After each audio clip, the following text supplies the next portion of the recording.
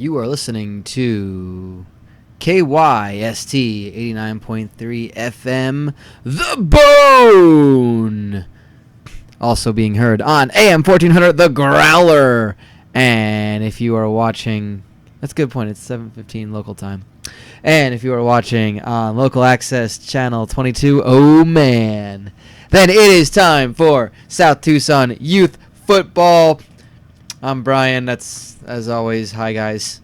I have no idea if our Twitch email ever went out. Because Twitch was being weird today.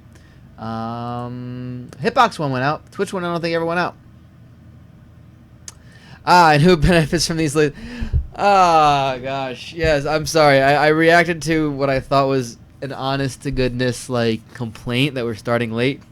I'm starting later than I wanted to, but I had to do some recording for an upcoming Kumite that will be airing soon.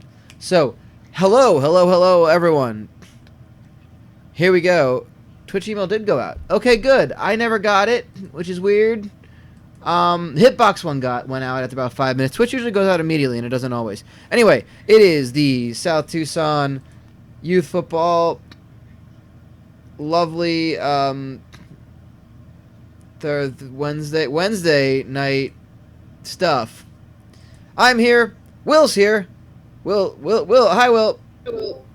Hi. And we have not warned anyone about what games are going on tonight because I forgot what they were up until the time I was ready to get going. So let's go ahead and find out for ourselves. It is the battle between Kebab Barkers and Francois Creperie out of the Foreign Legion, both teams. Both teams out of the, I believe they're out of the Pinko division. No, I'm sorry. This is incredibly insensitive. The Francois Creperie, of course, currently leading the Pinko division. 3-1 in all competitions, 1-0 in conference. They're taking on leaders of the Oriental division. That is not my name for it. That's South Tucson's name for it. 3-1 as well, 1-0 in conference. Kebab Barkers. So one of these two teams is going to go to 4-1, and most certainly will be considered for the top 10 rankings. It's gonna be a good one there. Gonna be a good one. Will, you excited for this one? You got any early picks? Any hot takes for these two teams? Excuse me, I'm picking America. That's the only correct answer. Is you're picking America? That is absolutely correct. I can't believe it's right, but that's correct. I pick America every time, Brian, because I'm American and I'm proud to be an American. Yes. And I'm gonna go ahead and let the chat help me out with this one because I have not decided what the second game is gonna be tonight. I kind of want to see who'd be around. Oh God, the Kebab Barkers fight song is in fact a yodeler. I wonder what other songs Lee Greenwood did, because he did other ones, right? Lee Greenwood? Yeah, it can't just be proud. I'm proud to be an American. He did other stuff. Where at least I know I'm free. I don't know. USA. You know, I was listening to Sirius XM on the way in at some point today, and the dang Alan Jackson, "Where Were You When the World Stopped?" The 9/11 sappy ass song came on, and I realized how much I hate that song because it's the whole proud ignorance. You know what? I don't know nothing about what's going on in no news. I don't know who these people are, but you know what? God is okay because God. I'm no fancy man that watch. It's literally the chorus is literally pointing out that I don't know shit. I'm a songwriter, therefore I'm still gonna editorialize. Maybe you should fix that if you don't know shit. Anyway, yeah. So what's gonna happen right now is I'm gonna go ahead and say in character we've got 6 teams of kids waiting to take the field. Only 2 of them will. So we're gonna have to unfortunately shut the lights off on 2 munis because I haven't decided what our second game for the night is. So I'm gonna ask you guys. Hi, Slip. By the way, hi. Hello, Brian. I just saw you unmuted. Hello, Will. Hi, Slip. So we have 3 options for our second game. We can go to the Big D, the Big Diddle, for Diddler's Family Restaurant taking on the Creamy Surprise. Both teams are 3-1. That is option A. we've got Texas Roadhouse, our only undefeated team, 4-0, taking on 3-1 Big Paul's Mexicanless Car Wash, and of course their star quarterback, Big Greg McMuffin. That's option B, and option C will be 1-800-BUY-A-DAD, 3-1, taking on Moist Adventures Indoor Water Park, 2-2. I could not decide. That's option C. So I'm gonna let you guys all decide on that one. Just put option A, option B, option C. If I see one overwhelming favorite, great. If not, I'm gonna ask Will and Slip and just have a decide on that, and maybe I'll just flip a coin or a couple of coins. We can go Diddlers versus Creamy Surprise, Texas Roadhouse versus Big Paul's, or Buy-A-Dad versus Moist Adventures. The other two will be done sometime in the afternoon tomorrow, by the way. I have a practical question about this decision, Brian. Yes. Does option C also give you a shot at the TNA World Title? Oh, God, I hope so. God, I hope so. I pick option C. All right. That depends. Are you the greatest man that ever lived? Candace, the appropriate option D, a jar of almonds. Great reference. Always a great reference. That's going to be a trophy at some point. I don't think a jar of almonds is a trophy yet. All I can tell you right now is Kebab Barkers and Francois Creperie are playing tonight for the Lazy Boy, not the chair, though. The Lazy Boy, not the chair, though. So you're talking about the basketball, the original basketball, right? Yes, just a lazy boy. Yeah. Just a lazy boy. All right, let's go to Star Watch, brought to you by Wall to Wall Salve. Don't be a salve, not be a salve. You need some sort of ointment or cream, better call Salve. Let's start out with Kebab Barkers. We're seeing two of their players. That is outside linebacker Kirkpatrick, wide receiver Nick Arcade, and not pictured is their star player Merlin. No, that's Nick Arcade. Is defensive back Rex Neffect. And I'm always amazed that Kebab Barker seems to be on the same page, considering Nick Arcade can only be communicated to with really bad beatboxing. Right? The only part about Nick Arcade is that he always like sing talks his play calls. Guess we're gonna go on the slant route. And their opponents, all three of their players made picture day. It's Francois Creperie, right to left, half back, Glenn Drell Splendid, outside linebacker Doo-Doo Pamper, and star wide receiver Cressandro Williams.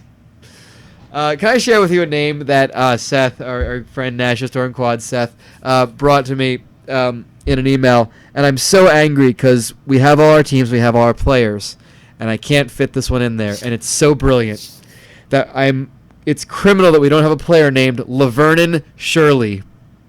And I was so mad. There are so many names that come across after all of these names are done that I'm just like, I'm like, oh, it's too bad. And then that one is the one that made me physically angry, that I was like, why don't we have a Lavernon Shirley? Picks, guys. Anyone who you got in this one?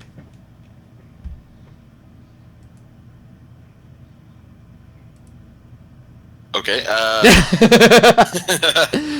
I'm thinking Kebab Barkers. All right.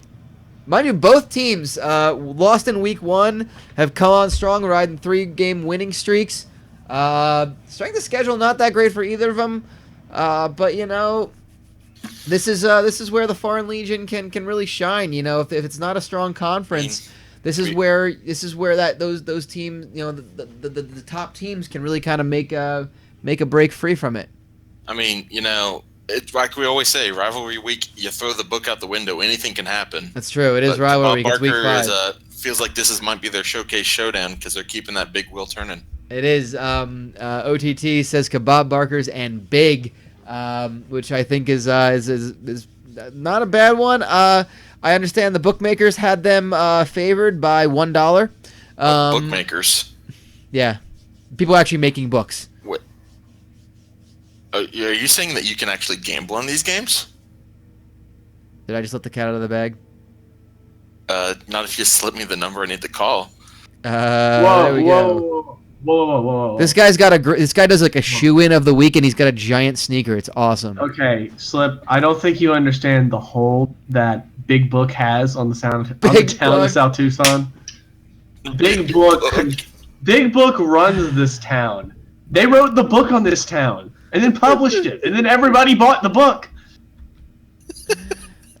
Yeah, you know sure, how you let's throw go the with book it. out the window? That's a law. You have to buy books to throw out the window. I mean, he's not wrong. I can't find any sort of fault in his logic, mainly because I don't want to try. With that, Good answer. With that, let's go down to the Muni. Or as it's casually known, the Muni. You are looking live at Municipal Field number 157 in downtown South Tucson, Arizona. It is not beyond the bedtime of these children. It is the first half of our doubleheader. Kebab Barkers, 3-1, 1-0 in conference in the Foreign Legion, hosting Francois Creperie, also 3-1, 1-0 in conference. Francois Creperie going to be kicking off left to right on your radio dial to Kebab Barkers, who are in their home jerseys of orange with yellow pants and orange helmets. Francois Creperie, all white with blue accents and, of course, a blue helmet. Here on... In case anyone was wondering... Yes. Sorry, go ahead. No, go ahead. I was going to say, this is KYST. Lee Corso was wearing nothing but a beret earlier, and he wasn't wearing it on his head. So I guess he's picked Francois Creperie. And he says they're going to win by about 5 inches. Personal foul. So basically, it's like Ohio State, Michigan. Yes, pretty much. I mean, you really need to do the math to know that Kebab Barkers will stack the deck against Francois Creperie. Plinko. Awesome. I love that. I'm pretty sure Stack the Deck is one of the games. I had to read that. I was like, I mean, you really just need to do the math to know that Kebab Barkers will stack against Francois Creperie. Long pause. Plinko. First play of the game, we take a drink. Yep, face mask. What y'all drinking? I got some of Drew Carey's leftover liposuction fat. I got hand sanitizer. I think that might be the same thing I'm drinking, actually. Nice. Will, what do you got? Go with a classic. Primer. Primer. Jesus. So Will's got Make- primer. I got hand sanitizers. Make Slip's sure got. you drink at least 2 servings of paint, to really... It's true, clean yeah. those Well, balls. the paint's the chaser. Fair. Of course, of course. And of You course, have to Slip's got lay down- liposuction you fat. lay down a coat of primer in your liver before you can lay down that layer of paint. That's how And paint works. I'm checking in with one of our interns, Charles over there. Yep, he got a rock. And look at it, air it out. Is that caught? Nick Arcade, 30-yard catch. On Big 4th one. down. First and goal. Huge play. Garth Diggs. Party on Garth with a huge completion. And Kebab Barker's on the 6-yard line, getting things started. And again, let's get the station identification out of the way. KYST, 89.3 FM, The Bone, also AM 1400, The Growler. And we're live on Local Access Channel 22. Oh, man, sliding is Garth Diggs. Probably could have slid the other way and gotten in the end zone, but it's 2nd and goal. And they are on the 1-yard line. Namapuss is drinking Pepto-Bismol. Damn it, I love and hate my Italian. Oh. Turpentine mixed with Gatorade, battery acid straight from the tap. And Graham Bush, the halfback, in for the touchdown. Kebab All those Barkers. things listed, I think Bush might have been the worst drink to have. That's fair, yeah. And there was no Bush Light on that one. It was Kebab Barkers taking the early lead. Extra point up. Extra point is good.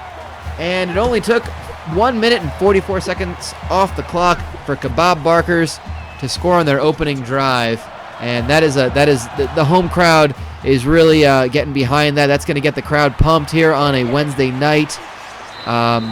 Really just, really going to set the tone. And let's see what Francois Creperie can do. Chrysandra Williams returning that kick.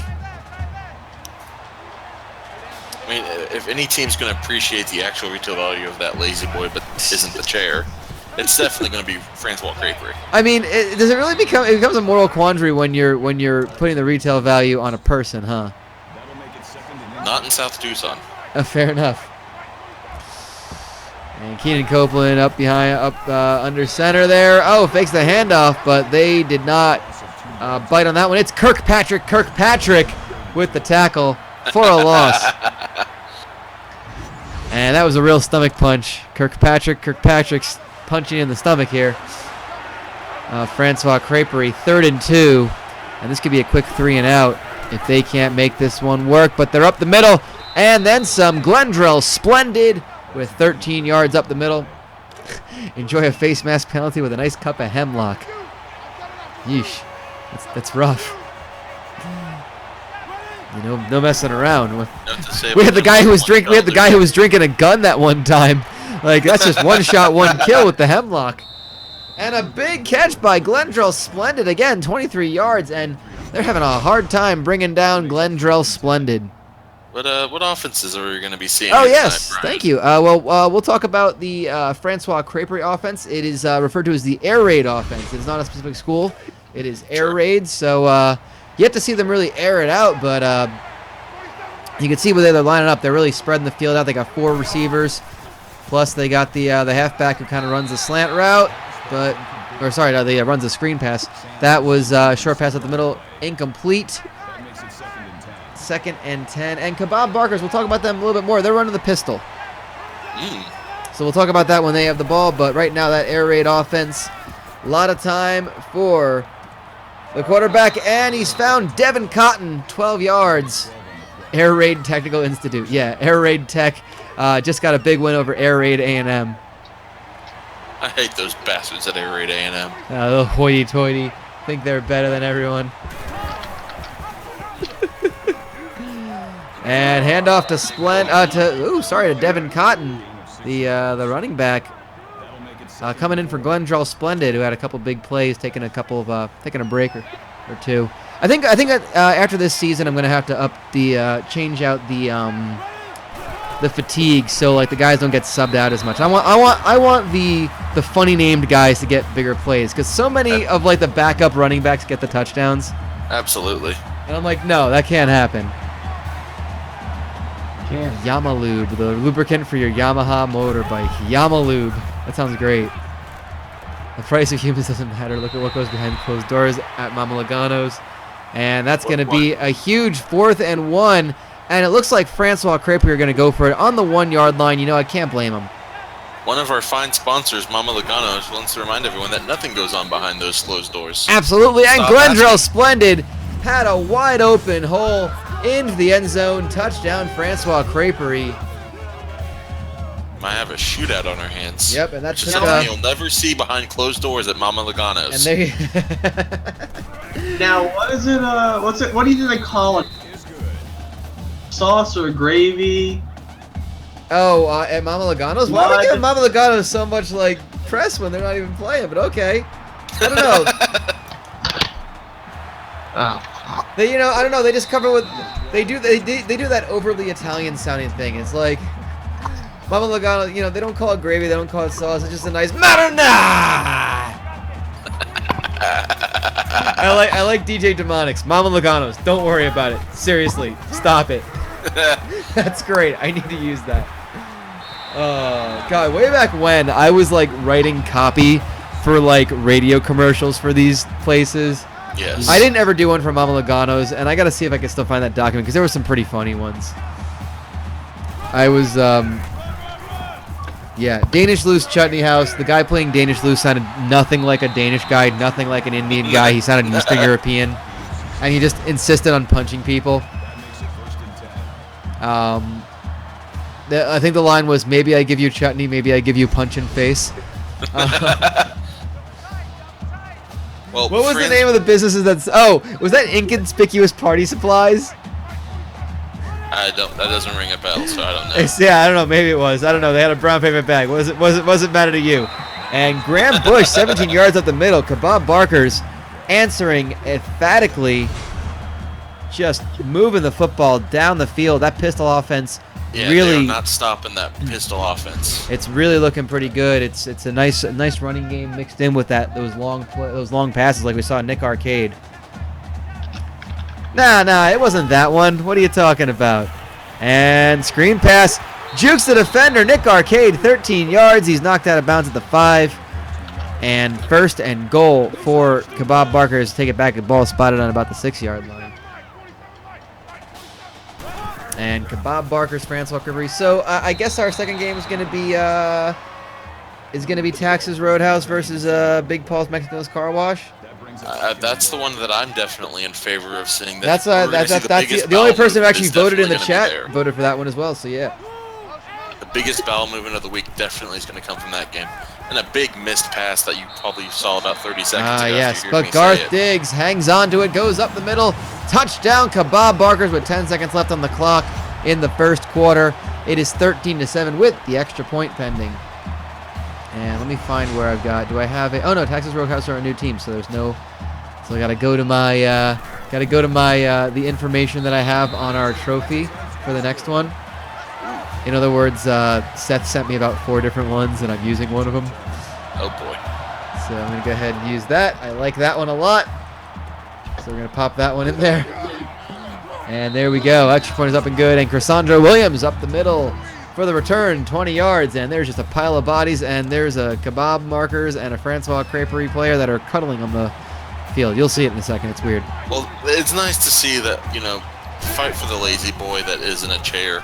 Yes. Isn't taking the love and the affection out of the game. You get to, you're practicing your cuddling for when the whole team just gathers around that lazy boy, not the chair though, and they lift it up above their heads and they cradle it in their arms like it's the most important thing because it's rivalry week. And what is more important in this world than a football rivalry amongst 11-year-olds?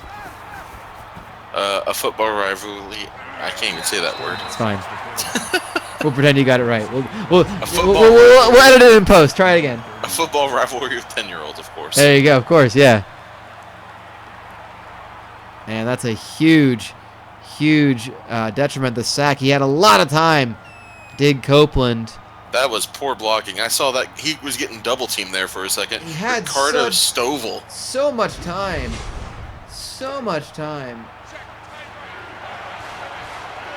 Yes, there are touchdown vultures. Because what I want to do is, I really want to start like tracking stats of the star players, and maybe do like a fantasy football kind of thing. Oh boy. It sounds insane, but why not? Did they have to be the star players? Because I want triple X. Was it Oh, triple that's X fair. Kilpatrick? Yeah, no, that's absolutely true. I'll have to come up with like all the position players. A lot of time. Oh, that pass almost, and it definitely should have been picked off there. Yes. And again, they're going to punt, and it looks like Kebab Barkers are going to start things off on the 48-yard line. 4:31 left to go in the second quarter, and that's a wide open pass. Is it Nick Arcade again? It is 45 yards for Nick Arcade. Inside, wide open, just beats the defender, just stops short. Defender overcommits and has to just catch up and is down inside the 3. He's playing like he's inside of a video game world right now. It's really amazing. Yeah, it's almost as if he's not real at all. He's just an 11-year-old in this world, and that's going to be an easy touchdown. Darrell Allen.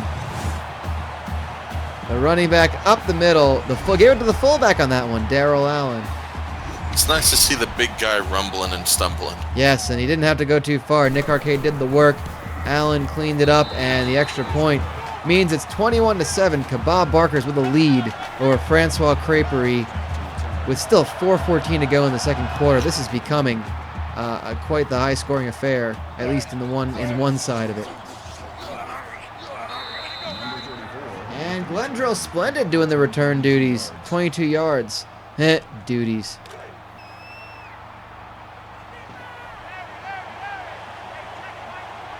I don't know. Would Nick Arcade be the look what you did, you little jerk player of the game? He's actually doing a lot of good things. And airing it out. Beats the defender. It's going to be one play and one touchdown. Kurt Gaines for Francois Creperie takes it 61 yards. And he's stirring up gains on that play. And you can see the little celebration there. They're stirring the jar of Nutella, which is, of course, what you spread inside the crepe. And, whoa, he just made his defender look like a silly little boy. Because he is a little boy. He is a little, exactly, yes. And you know what? Kurt Gaines, big touchdown, and that might just keep Francois Creperie alive in this game. That might be the confidence boost they need. You know, only one possession between the two teams has not resulted in a touchdown, and that is the difference in this game so far. So Nick Arcade returning that one for 19 yards. Kurt, all about them gains. Nice. About to have a blind Bob shootout special. Yeah, right. Except these guys are a little bit more on target than Blind Bob. Like, seriously, like, if Blind Bob's actually packing, then you might want to just get way out of the way. Stay out of, like, a two-block Like, range. yeah, just stay directly behind him, and even then you're not entirely safe. Or directly in front of him. That's fair. And, of course, that's Blind Bob's firing range. Just look for the broadside of a barn on the side of the building.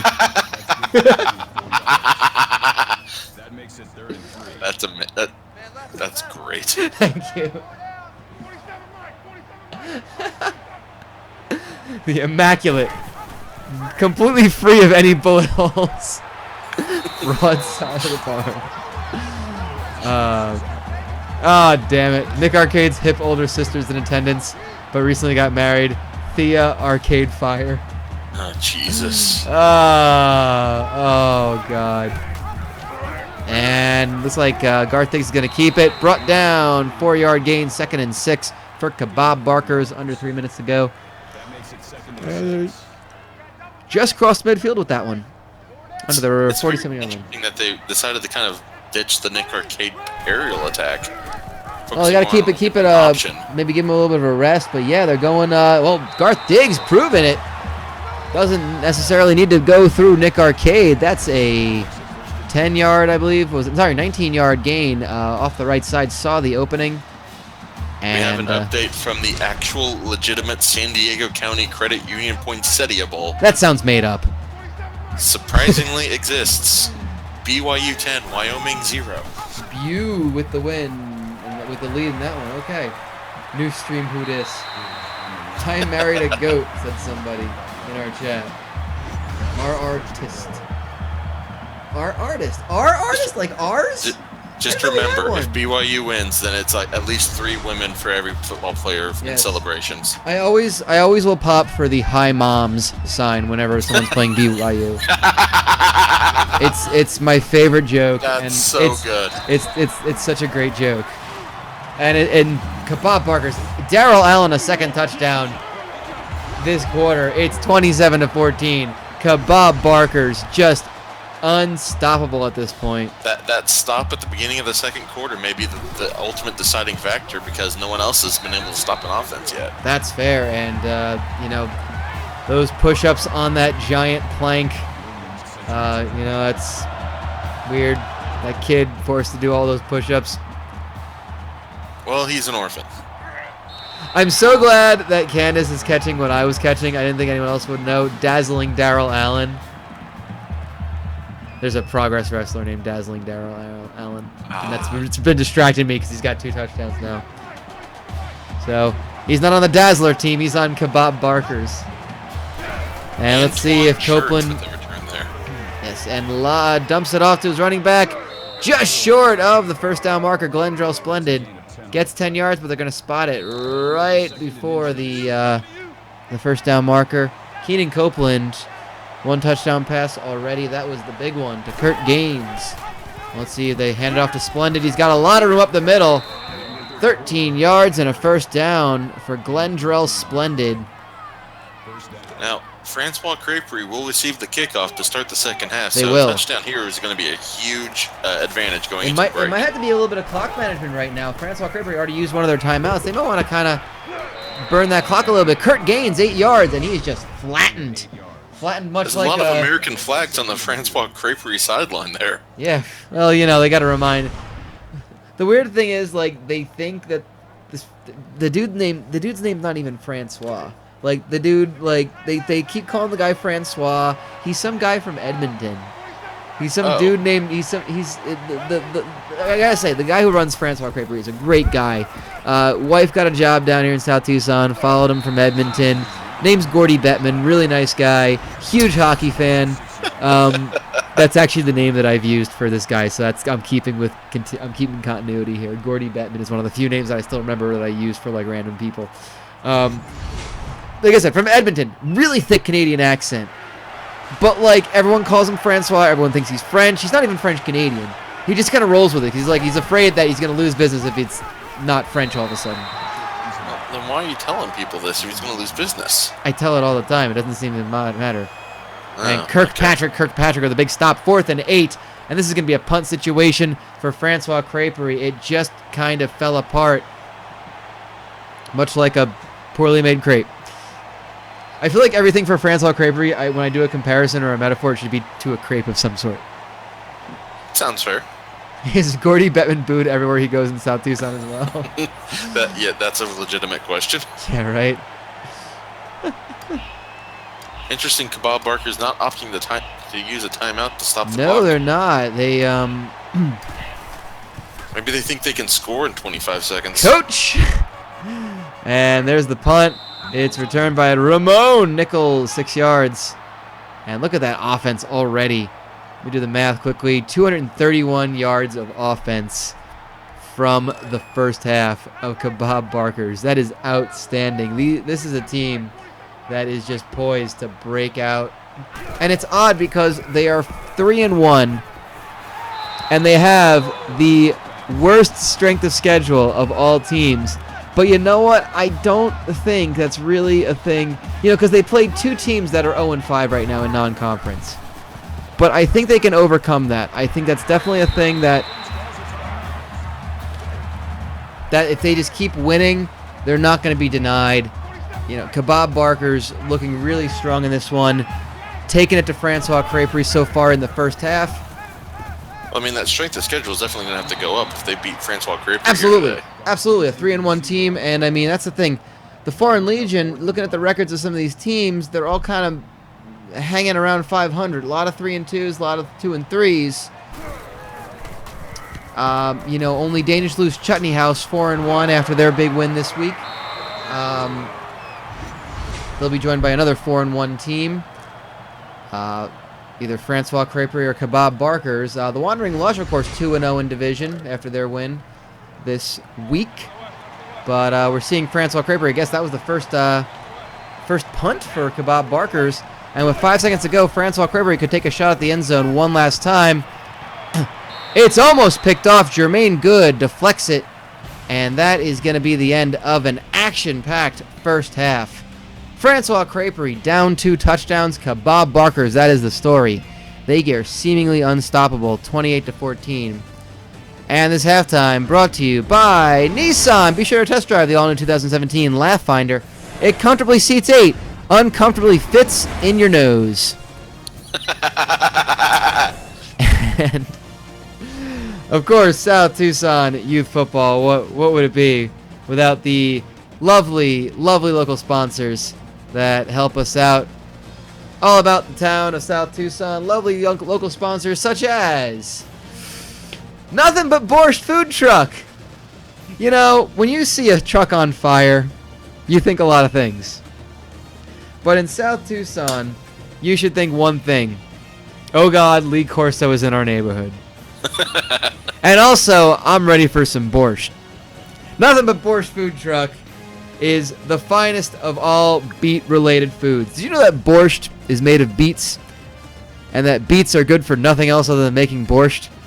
Look it up. That cartoon Doug was full of shit. What else are beets good for? What else are beets good for? Well, you can try their... Nothing but borscht. Yes, and you can try one of their new Cook's Andres, or just Drace for short. You can try the Beets by Drace and find out if you're going to like the borscht of Nothing But Borscht. And just in time for the first half, as I tried to make a Beets by Dre joke. All right, cool. And Francois Creperie, oh, and there's a face mask that's going to give him wonderful field position to start the second half off. It's Stuart DeAngelis called for that one. Well done, kid. You done screwed up. John Fox taught the John Fox School of Clock Management in South Tucson. Outstanding. Nice. I like it. A lot of time for Keenan Copeland. Dumps it off. It's incomplete, though. 2nd and 10. Nature's candy, my ass. Nice. That's a good Doug reference. Outstanding. I'm going to get another drink. I'll be right back. I'm out of hand sanitizer. Oh, I can hear myself. This is awkward. Hello, Slip.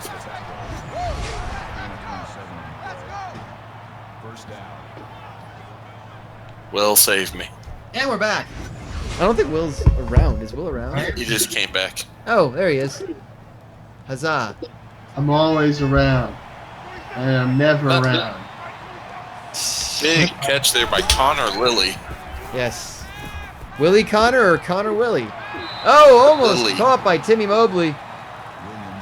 Lilly. Oh, okay, my bad. Connor Lilly. Oh, yeah, I remember that. I actually remember that name. That's weird when I remember some random names like that. I believe Timmy Mobley, 1998 gold medalist in freestyle skiing. Must be. And Kurt Gaines, another 19-yard catch. Getting those gains. But what if it snowed in San Francisco? But it never rains in Southern California. God damn it. But man, it pours. Man, it does. And Kurt Gaines showing the Kebab Barkers defense that strong is what happens when you run out of weak. Okay, so yeah, I don't know why they randomly give a bunch of guys the name Timmy Timi, but they do. I happened to see when I was going through the stats to make like the highlight. So when I do when I put together the weekly highlight packages, I kind of go through to get like the little stat lines and the scores. I went through like the stats of the game, and I forget what team he's on. There is a player, and we've seen the last name Geschwend before, Gschwend. That is 5 consonants in a row, by the way. Geschwend. The first name was Atari, like the game system. Glendrell splendid up the center for the touchdown. Ayo, Kemp. Atari Geschwend is my favorite player in South Tucson. I don't know. We just saw Ayo Kemp get a good Ayo Kemp! down. The extra point is up, and it's good. It's a 7-point game. Ayo Kemp, of course, one of the 13 illegitimate children of Sean Kemp. Yes. Yes, of course he is. But did Sean Kemp get the name? Presumably he named Ayo Kemp from like Ayo Scott. Maybe, and that's Rex Possibly. Nefex, by the way, the 28-yard return. Or maybe he always just said, hey, Ayo, because he Ayo! remembered his name. Ayo. So they just kind of stuck. Saying Ayo like it's Mayo. Of course, the confusing thing is he was birthed by Sean Kemp, but looks like Detlef Shrimp. God damn it! I'm too tired to go into my awful Walton voice, but know that the appreciation was there. South Tucson has a large amount of Tony cover groups, and one of them is called Timmy. God damn it! That's a great joke. Oh, it's outstanding. Anytime Tony can get referenced, I'm very happy. Detlef got 2 kids that look like Detlef, and I've got 2 kids that look like Detlef. Oh wow, that's awesome. That's a callback to a parody of something that's already a parody of itself. It looked like Detlef. He was birthed by Sean Kemp. Yeah, Sean Kemp gave birth to a kid. It's amazing what he'll do for money. And Phillip Owens, 8 yards up the middle, first down for Kebab Barkers. Continuing to move this football. Kind of slowing down the pace a little bit. 2:33 left to go in the third quarter. Yep, we have seen very little of Nick Arcade since about early in the second quarter. The less the better. Nick Arcade is the worst. Real talk though, never loved that game show. That was a terrible game show, poorly paced game show. I'm not even sure if I'm talking about the game show or the person. I just know when I hear Nick Arcade, like what I hear or see. Can we just agree that every time ActRaiser 2 was on the show, no one picked it, and if they did, they always lost? That game was bullshit. All right. Oh, Let's get real. We're gonna get real for a second here. Hey kids, you know it'd be a great idea for the bonus round of our game show? Pretend to be a fucking weatherman. Yup. That's the game. You have to pretend to do a job that's impossible to do the first time you do it. Yep. And Weatherman- also, everything is designed to kill you. Like, how penny pinching were they that they couldn't send kids to space camp? Oh, very. I'm sure I've mentioned this story Ovary? before, but they at Legends of the Hidden Temple. Yup. Whenever they ran out of the grand prizes, they would set up the temple guards in a pattern that made it impossible to win. Yep. Like, I don't know. They're not being cheap about sending kids to learn shit. They sit in a meteorology 101 free. That's true. Like, They just send them okay, home with moon boots and perhaps like a new stereo system. okay, Yeah. so let me explain what I mean by this. Here, enjoy some fucking British Knights, kid. Let me explain what I mean by this. When you are like doing the weather, you have to like invert your motions. Yep, exactly Like, true, yes.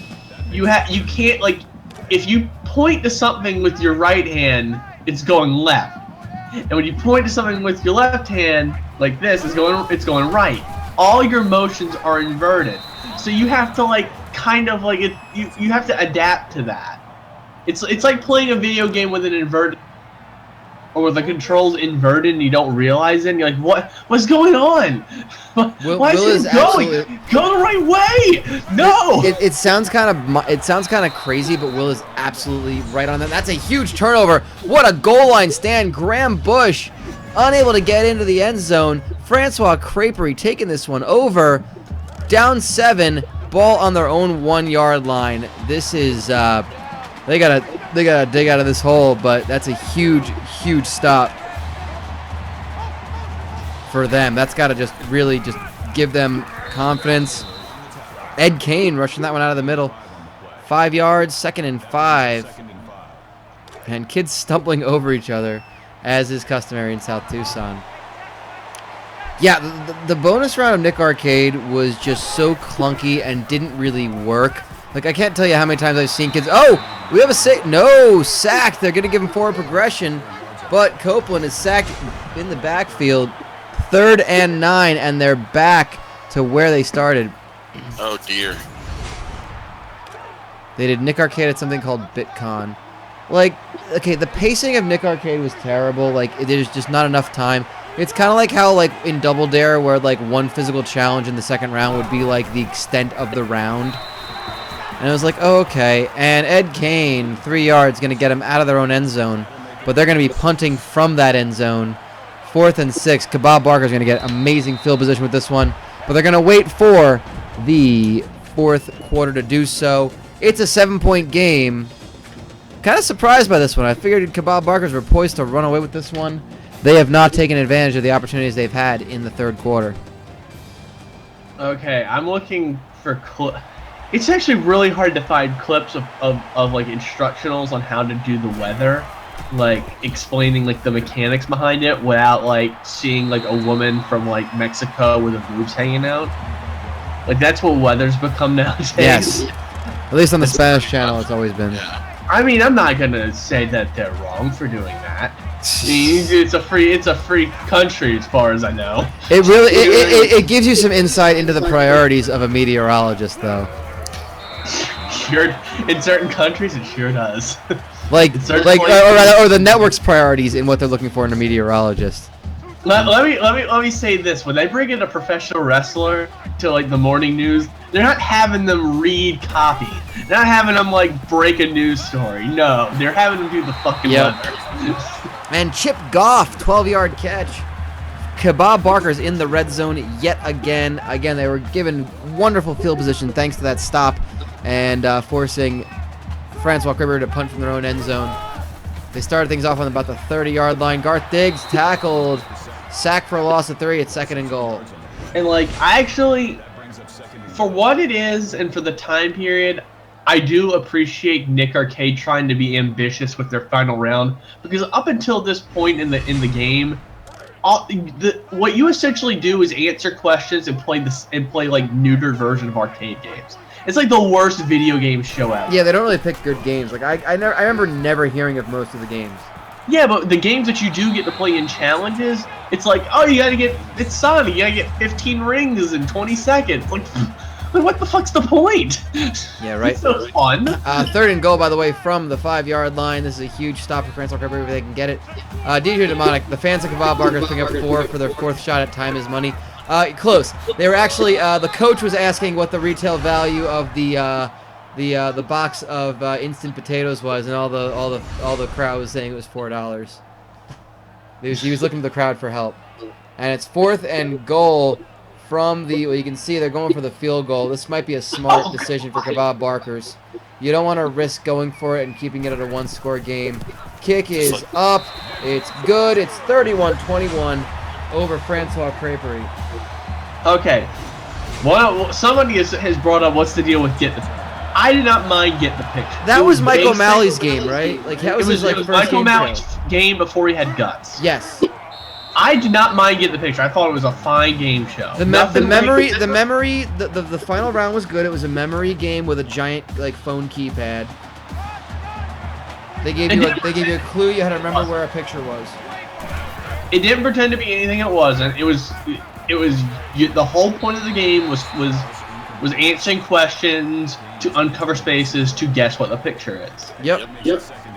I didn't mind Get the Picture. It certainly wasn't like a crazy Nickelodeon kids game show. It was definitely before the influx of what we know as the more popular when you start thinking of what Nickelodeon game, when you start saying, okay, what were Nickelodeon game shows and you start rolling off a list, Get the Picture was well before a lot of those that you're gonna think of. It's very much. I think it's almost picked off. Because a lot of the favorite Nick game shows, your Finders Keepers, your Double Dares, your Guts, your Legends of Hidden Temple, even your Nick Arcades have these fantastical sets. Get the Picture, which is putting 2 kids in front of a couple of podiums with a foam gamepad and a big screen TV. Well, Nick Arcade was very close to that, True. Yeah, just 2 podiums. You had the arcade set up, and then you had to move Mikey through the board. Yeah, you had to move Mikey through the board. Definitely the best. I mean, Finders Keepers is an underrated good show. It really was. Was that a Nickelodeon one? I always thought it was a random network show. Okay. It definitely was, and back in the day, from what from clips that you can see, you definitely get the impression that kids that there was a certain a substantial subset of children that preferred Finders Keepers to Double Dare. Absolutely. Which seems insane. Huge catch, by the way. Keenan Copeland hits the 200-yard passing marker in this game. On 4th Francois down. Creperie, on 4th down. And they're going to air it out. Caught! Inside the 15. And a flag. Khalid Sands. Face mask. Defense. It's for in terms of Nickelodeon game shows, I think the 3 big ones that people think of are Double Dare, Legends, and Guts in that order. Probably, yeah. You could in that order, because I think people think way more fondly of Legends than they do of Guts, because Guts was kind of like a sports game show. And yes, and this is huge, by the way. Francois Creperie thrown into the end zone. Devin Cotton with the touchdown. It is now a 1-score game. Francois Creperie extra point pending. It is 31-27. And we got a game on our hands. They're gonna now do you go for the onside kick? There's 2:03 to go. You got all 3 timeouts. Do you try to stop Kebab Barkers, or do you go for the onside kick? I think you go for the onside kick, and even if you don't get it, you've been able to hold Kebab to a goal line stand in 3 points. That's true. They've only had 3 points this entire half. That's a significant difference. They're going to go ahead and kick it off. They're not going to go for the onside kick. We'll see how that works out. At the very least, you can try to pin them back and force one of those typical awful punts. Nick Arcade, 21 yards on the return. Wild and Crazy Kids on Nick Game Shows. I kind of forget that as a... Yes, Finders Keepers was in a block with Double Dare, Will. You're absolutely right. Wild and Crazy Kids, I liked Wild and Crazy Kids. But, there were some that were... I liked some better than others of the games. It was really a hit-or-miss show. That was kind of like a Wide World of Sports, just with kid stunts, where it was a variety. Yeah, and also you're kind of going from place to place. It was Wide World of Sports because you were not all from the same place. It's we go on location to this ski slope. We go on location to this golf course where we're playing giant beach ball golf or some bullshit. I think if they did a more MXC thing with it. Yeah. Whereas just 2 teams and they just did the random stunts. Oh yeah, you know they do that nowadays. If they were still if they gave a shit about Nickelodeon game shows anymore. Also, Francois Creperie is shutting down Kebab. They are. 4th and 1, punt unit out. Francois Creperie used up all their timeouts, though. Clock is going to tick. They're going to take that punt off a couple bounces. Oh, he bobbles it. Hangs on to it, but cannot advance. Oh, that is a huge mistake. Francois Creperie had a lot of open field to run on that punt return. They're going to start off from their own 30-yard line. They are down 3. Minute 40 to go. Think Fast, I barely remember. I don't know if I can remember what Think Fast was. They're going to air it out. First play. Diving catch. Cressandro Williams, 41 yards. Oh, gosh. 29-yard line is the spot. They're going hurry up. Minute 34 and counting. Stop. Time for Copeland. Throws it. Caught by Anton Slaughter, or if you spell it differently, Anton's Laughter. Oh. Oh, yeah. For a 15-yard catch. And a first down on the 13-yard line for the Creperie. Sorry, 14-yard line, my bad. And they are just working on full efficiency right now in the red zone for the 4th time today. Every single red zone visit has resulted in a touchdown. They go end zone, then they overthrow it. Copeland incomplete. 2nd and 10. Do you think they go for a field goal if it comes to it? I'm looking where the ball's spotted right now. It's on the 14-yard line, so you're going to add 17. That's just barely makeable. They got to move the ball a little bit. I think if it comes down to it on 4th, then you have to. That's going to be an incomplete 3rd and 10. Do you run the ball here just to get a better field goal chance? That's a good question. I mean, it's a minute 15 to go. Kebab Barkers have all 3 of their timeouts. I mean, I think you have to at least give yourself a fighting chance. A lot of time throwing it. It's caught, but where is the spot? It's 4th and 7. How far is this kick? Well, it puts it around the 28-yard line. Yeah, we're looking at about a 28-yard field goal attempt. Kick is up and good. We have a tie game, 31 apiece with 54 seconds to go. Can Kebab Barkers, with all 3 timeouts, get within field goal position and kick a game winner? Can they go big play and maybe get a touchdown? They have to go back to Nick Arcade if they want that to happen. Yes. I'm trying to remember Think Fast. I don't remember Think Fast at all.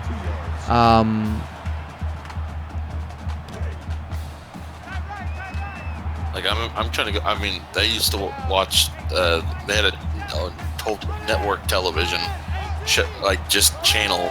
Oh, it was called Nick Gas, shows. Games and Sports. Yeah, I remember that. They got rid of it, and I was pissed. Yep. First pass is incomplete. It would always be Legends, Guts. Double Dare. Make the Grade, which was like a Jeopardy type game. Make the Grade was all right. It was just trivia. Like it was like a Jeopardy style thing. It was like I like this a lot. But but they give you the opportunity to like win one challenge, and they could just take whoever's in first place. Yes, I loved that. First place yourself. Yeah, I always loved thought that. That was like the trolliest like gimmick to a game show ever. I believe those things were called fire drills. Yes. Because they give the whole like school gimmick of like grades. Yep. And the objective was to like get a line of. And I don't know what is happening. What is going on with this clock management right now? They are just letting this ball. They are just letting this at 3rd and 6. They're confident they can go into overtime and win this game. It seems like. Coach? Well, lots of time to throw a big play. Ivan Mathis with the catch, 18 yards of first down. He gets out of bounds, so there's 3 seconds left. Could this be a game-winning final play of regulation? Huge play. Ball is on the 37-yard line. This is most certainly the last play of regulation. Will it be the last play of the game? Will we be going to overtime? They're airing it out. Oh, it's incomplete. He had 2 receivers. And we're going to overtime, folks. I definitely didn't see overtime coming from how this game was playing out earlier. For real. Grabbing as many NES games as they can with a time limit. Bonus round, kid running a course. Oh, was that, God. I remember. Was that Masters of the Maze?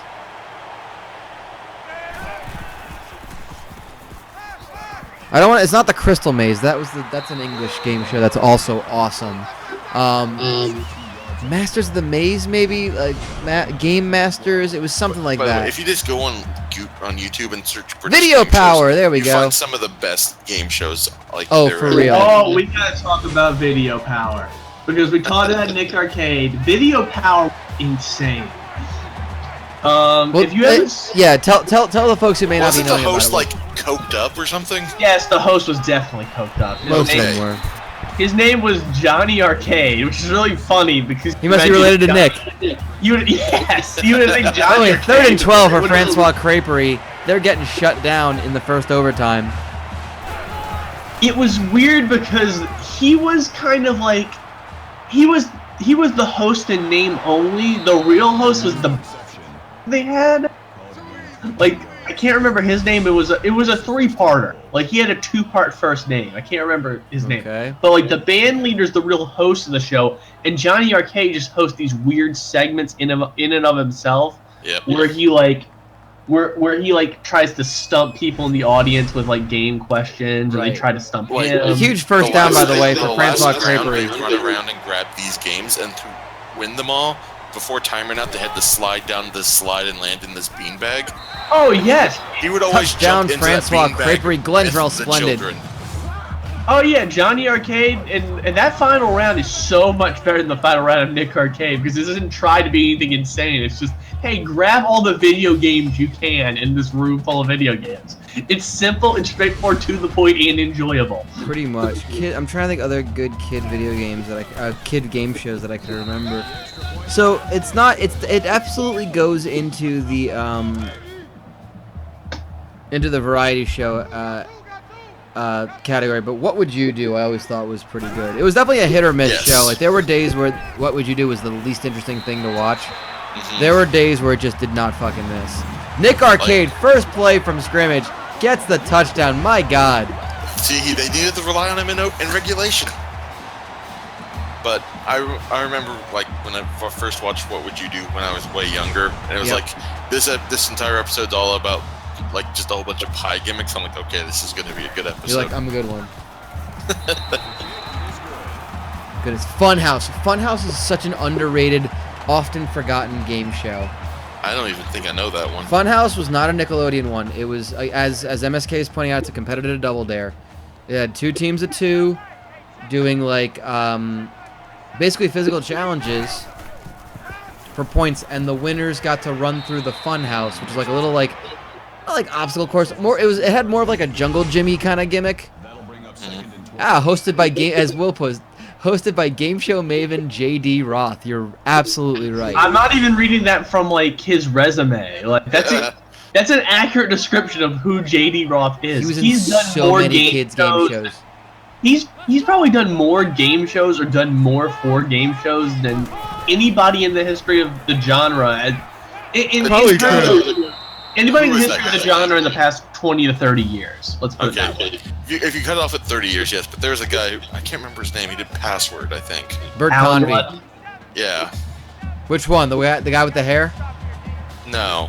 Okay, the old one. Alan The Ludden, old yeah. guy. He hosted a ton of kids game shows. I think he's hosted of Master. Oh, I think 4th and 9. Big stop for Francois Wink Creperie. Martindale. He was the He's guy got- behind Endurance, which was Kid Survivor. Oh, I watched Endurance when I was a kid. I thought it was really cool. Me too. It was an interesting one because, like, you have to put the random luck, the totems where you put them, and where the pyramid was underneath the table. Yeah, that's right. it reminded me of the NBA draft lot. I was like, this isn't. You're increasing your odds, yes, but you could be like do everything right and get absolutely fucked and it's not your fault. Score wins it for Francois Creperie. That could be it. First play. Oh, God, he just gets speared. He left his feet. That's an amazing tackle. How is Glendrell Splendid still standing? Oh, God damn. I mean, it was basically Wheel of Fortune and Jeopardy, but there was Wheel 2000 and Jep. Ugh, Yep. Jep. Which Jep was the biggest ripoff because he randomly stopped on a dollar amount for each question. It did, didn't it? Yeah. There was American Gladiators. or I can't remember what exactly it's called. It's something or something like that. It's a portmanteau of some of that, and it's hosted. Guess who it's hosted by?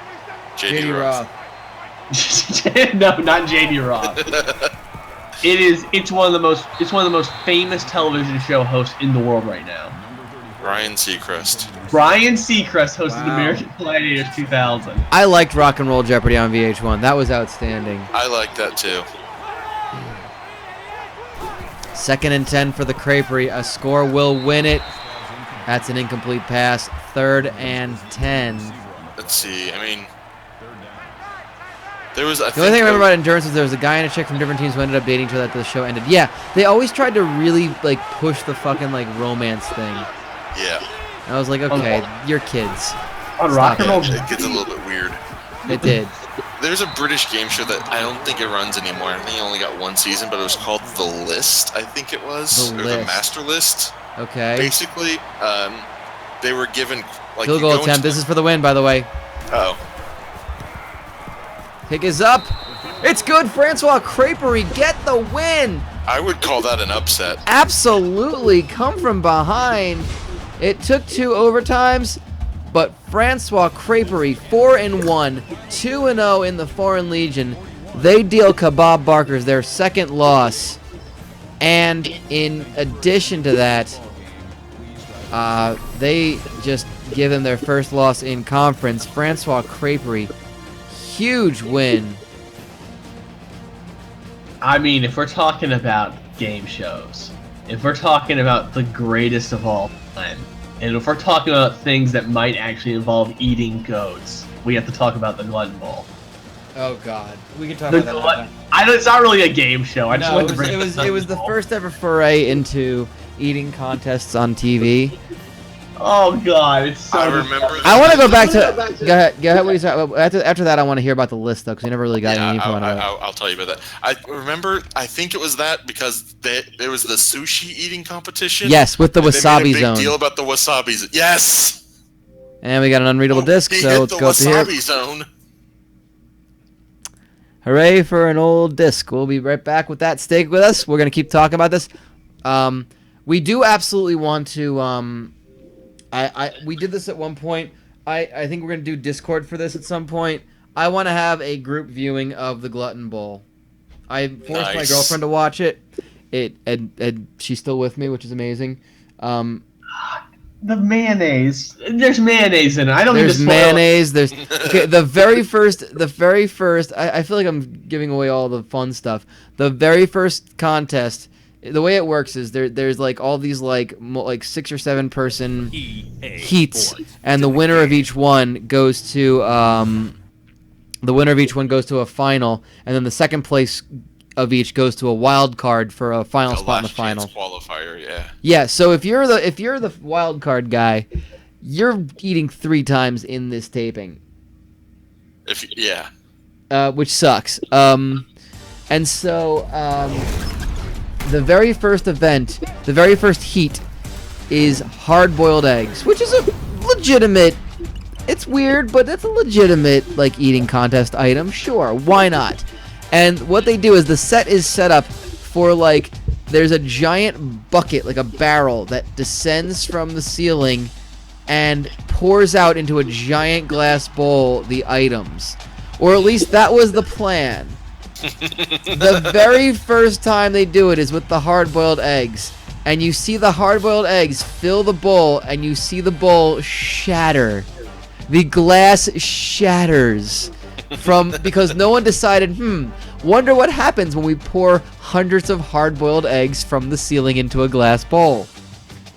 No one bothered to test that. It's great. All right, I wanted to hear about the list. So coming up right now, I'm getting it set up right now. Don't mind me. I'll pull down the test pattern since I'm not on my... I want to do my best to describe this. Please, So it's basically set up like a pyramid style. So at the very first room you enter is the only room on that level. It's all flat. This is basically it expands out from one point. And you start at the top point, and it's worth the least amount of money. And you get a category for that thing. It asks you a question, and if you get it right, well, on the first one you have to get it right, otherwise you lose immediately. Okay. Because you have to advance forward. Well, on the first one, you have to go forward. But then it expands out to the side. So, like, on the second level, there's 3 rooms. Okay. And then the amount goes up, and you can go sideways for the same dollar amount, or you can go forward for the bigger amount. Every answer you get right, you have to remember for the final round of the game. Whoa, what? And every answer you get wrong, you have to remember every single possible answer that's given to you, because they're all multiple choice questions. God damn. So once you get down to like the 6th level, you have a list of about 24 or 25 answers you've been given that game that you've gotten either right or wrong. Oh my and god. In order to get out, like, and the way, instead of having one person on your team memorize it, each room has 2 rods inside of it. You randomly pick one, when you decide you want to leave, you both people, it's a 2-player game. Okay. Both players pick one of the rods in the stand and they pick it up, and whoever has the shortest rod has to go through the memory part of the maze. You can't just have one person memorize everything and pick that one person. It's a random draw who has to do it. So it's not even like at the very end, it's like one of you's got to do it. It's a random who's even that one person. Oh my god, this sounds amazing. And then that person who doesn't have to do it has the option of whether or not they have faith in the person to memorize everything. And if they say, yes, I think they're going to do it, then they can win the full amount of money they've accrued throughout the game. If they say, no, I don't think they can do it, and they don't do it, they get, I think, half the money they accrued throughout the game. Wow. But if they're wrong and they say the one thing and the other thing happens, they get no money at all. Oh, so you wow. could win the maze and still lose everything. That's amazing. I love this. This is so great.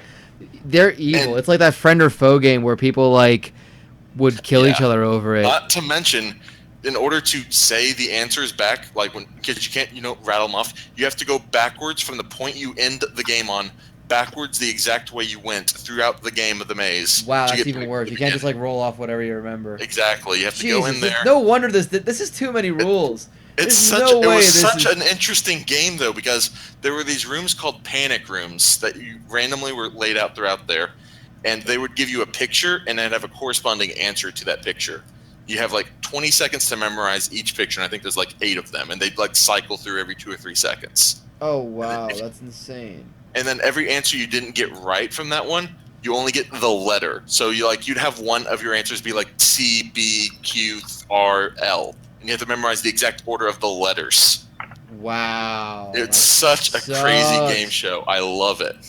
I need to find this. This is amazing. I want to see if it's called The List or what it's called for you, because I'm about to have to hop off here because I work at 6 in the morning. That's fair. The UK has a really cool one called The Enemy Within, which was great. I'm trying to remember it now. The Exit List, that's what it's called. The Exit List. Jesus, that sounds so badass. All right, so our second half of our doubleheader tonight is Texas Roadhouse, the only undefeated in South Tucson youth football after 4 weeks. The only 4-0 team. Can they go 5-0, or will they go 4-1? Their opponents, 3-1, Big Paul's Mexicanless Car Wash. A huge opportunity for them. We'll talk about the Star Watch. Brought to you by Star Watch. Watch 2 guys, watch Star Search. It's weird. There you see 2 of the players who did not miss picture day. In the middle, that is strong safety, veritable cornucopia of Texas Roadhouse. On the left, their star quarterback guitar solo. And not pictured, linebacker Crunch Donut. Crunch Donut. On the other side of this is Big Paul's Mexicanless Car Wash. Let's go right to left on theirs. Running back Marshall Koch. Defensive tackle Whiskey Caravan, and your favorite quarterback and mine, big boy quarterback, Big Greg. It's Greg McMuffin. I want to grow up to be just like that 11-year-old boy. I want to grow up to that. When I grow up, I want to be an 11-year-old like him. All right, best of luck on the second half of this doubleheader. Thank you, chat, for hanging out with us. Of course, yeah. Thanks for hanging out for us as well. I've got to find the exit list now. This is gonna be my night. It's all over YouTube. I think there's All right, before we go, 6 you or 7 got apps. to make a prediction. You got to. Oh, okay, hold on. Here's what's happened. We got Lee Corso right outside. There are 2 vats of condiments. Mhm. There is relish for Texas Roadhouse, Uh-huh. and there is Nacho wax? cheese for what was it? Is that wax or It cheese? is wax. Sorry, it looks like nacho cheese, but it's wax for Big Paul's Mexico's Car Wash. You get to push him into one vat for who you think's gonna win. Which one are you going with? Well, I've seen Lee Corso covered in a variety of substances, including wax. I don't want to talk about that moment in my life. He's going in the relish. Okay, you're picking Texas Roadhouse. Well, go ahead. Thanks for joining us, Slip. All right, Will, you stick with me for a bit? Oh God. Why? That's fair enough. Well, there's Lee Corso covered in relish. Stop. No. Let's go down to the Muni. It's everywhere. He's a neon green abomination. It is. You are looking live at Municipal Field number 149 for the second half of our doubleheader. Texas Roadhouse, the 4-0 undefeated South Tucson newcomers taking on Big Paul's Mexicanless Car Wash at 3-1. The tried and true veteran team. It is Texas Roadhouse in the black jerseys, silver pants and helmets. Kicking off left to right on your radio dial to the all white with light blue accents of Big Paul's Mexicanless Car Wash. There's an impact player, Greg McMuffin, here on KYST 89.3 FM The Bone. Also heard on AM 1400 The Growler. And you're watching us simulcast. You're hearing us, but we're broadcast live on local access channel 22. Oh, man. And, of course, the South Tucson Ice Rapist hockey game went late. That's why we're on so late. Marshall Cock with a 6-yard catch there. What is Texas Roadhouse's fight song? I have to click that and find out. I don't want it to play out. It's IRS's theme. I was going to go with the Taxman by the Beatles. Big Greg taking a big drop back and way overthrown. Getting a little crazy there, Big Greg. Maybe too much sugar in his diet today. I understand that to prepare for this game, he 70% of his diet was fudge.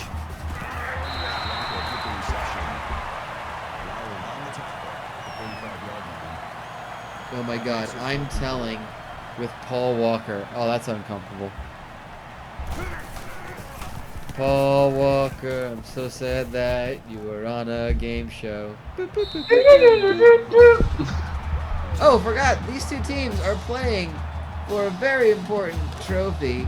This rivalry game, Texas Roadhouse and Big Paul's Mexicanless Car Wash playing for the dog that grants wishes but is also racist and talks like Gilbert Gottfried. The dog that grants wishes but is also racist and talks like Gilbert Gottfried. And Luke Sims rushed up the middle, lost it too. Man left. Down. 47 Mike. I'm sorry if I'm going to be a little low energy on this one. It's getting late. It's been a long day. And that's a flag, so everyone take a drink off your battery acid, your Kool-Aid spiked with nails, and your cat urine. I don't know what you use drinking cat urine, but by probability you're out there. Right, Ollie? Even my cat looks tired of this shit. It's a Brazilian cat. Odds. What's that? Odds are it's a Brazilian cat. Yeah, of course, a Brazilian cat, yes. Oh. Or the cat equivalent of Rip, Torn, and Dodgeball. It's better than the equivalent of Rip Taylor.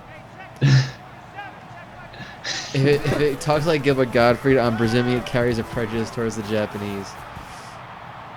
It's a rivalry night in the South Tucson Hoops. Yeah, sure, why not? I don't know where you're gonna go with it, but I'm gonna let you go with it.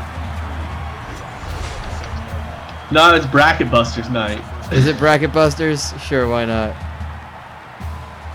That's The just Louisville and Kentucky equivalents played each other. I have no idea who ended up winning that game. It was really close with like 7 minutes to go. Lou beat Uck. Oh no, that's not good. Yeah, Seth's sad that Uck lost. Uck them. Yeah, well, too bad for BB Nation.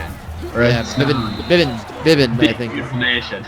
Yeah, Belle Biv Naveau. Big Black Nation. Belle Biv Naveau is what I'm going with. And Texas Roadhouse in the red zone already on the 11-yard line. 2nd and goal. A lot of time for guitar solo to chuck that one. Corner of the end zone, Wendell Green, Mr. Wendell indeed, 11 yards, touchdown Taxes. And that drive took a minute. Taxes win. What's that? Taxes win. Taxes Yes. win. And that was the Michigan playbook, by the way, that you saw from... Oh, they're reviewing it. Did he get his feet down? What do you think, Will? I think they don't have the money to afford. Oh, that's absolutely in. But did he have... He got a foot down, but did he have... I think they're flipping. Let's see. After review of the play, the ruling on the And the coin is... Yes, it is heads. It's going to stand. Yep, the touchdown is good.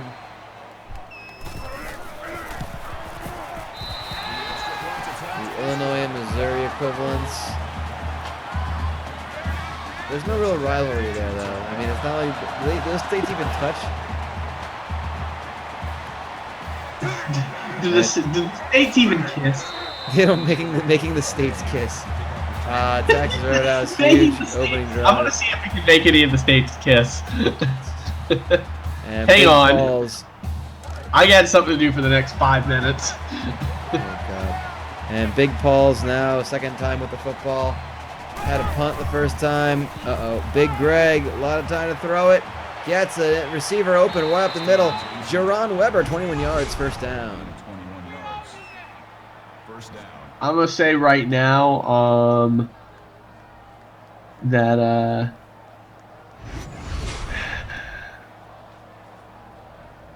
Iowa and Illinois, they're kissing. Fair enough. By the way, someone's asking if South Tucson can afford instant replay. What they don't show you is that it's not instant replay. They just confer to a guy on the sideline, goes, "What do you remember?"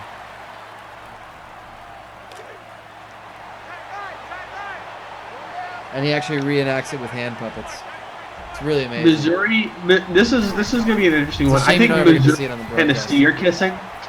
Nice. Oh, broken free in the backfield. Alex Clemens, 24 yards up the middle. Huge, huge play for Big Paul's. And it looks like we got an injured player down there, number 40, for Big Paul's. We'll see if we can get a report on that injury. But right now, Big Greg and Big Paul's Mexico's Powers are in the red zone. Marshall Koch, 5 yards up the middle, 2nd and 5. Call it a gain of 6 yards. And just trying to chip away at that first down. That is Clemens. He'll be back soon. Back spasms, apparently. I always thought Massachusetts was it was a state that was like the coast of it looked like a man smoking a corncob pipe. Okay. And And I Big don't Greg know why. rushes it up the middle, hangs on to it, 10 yards and a first down. First and goal from the 3 for Big Paul's, trying to tie this game up. Nobody wants to kiss a man in the corn. No one wants to kiss a man smoking a corn. Easy Because they- toss up the middle to Brettenberg for the touchdown. Big Paul's tie this one up with the extra point. Oh yeah. I'm sorry, they have a chance to tie it up with the extra point. What I presume is a play action pass. It wasn't. Kind of one of those little, like, just quick lobber passes up the middle. Like, only needed 3 yards, got it. The kick is good. It did the job. Holloway deep to return. And the extra point is up and good. It is tied at 7. Veritable Cornucopia returns that one for 23 yards. Getting things started for Texas Roadhouse yet again. And again, thank you guys all for coming out this late and enjoying some South Tucson. We'll be back again tomorrow afternoon, like around lunchtime, I'd say. Oh God, what is happening? Luke Sims is being ridden by a Big Paul's player who just stumbled over on his back. You'll see it in a second, guys. But we'll be on tomorrow early. I'm off and I am driving up for the holidays in the evening. So that'll be the last one for us before the holiday season, and we'll be back again after that. Anyway, guitar solo under center. Fakes the handoff, going for the bootleg. dumps it off to Bo Slaughter or Bo's Laughter. That'll make it 2nd and 4. Nice catch and a 6-yard gain. 2nd and 4 for Texas Roadhouse on the 43-yard line. 50 seconds ago in the first quarter. Tarso a lot of time to throw. Has the out route, no gain. Davin McDaniel with the catch, but no gain.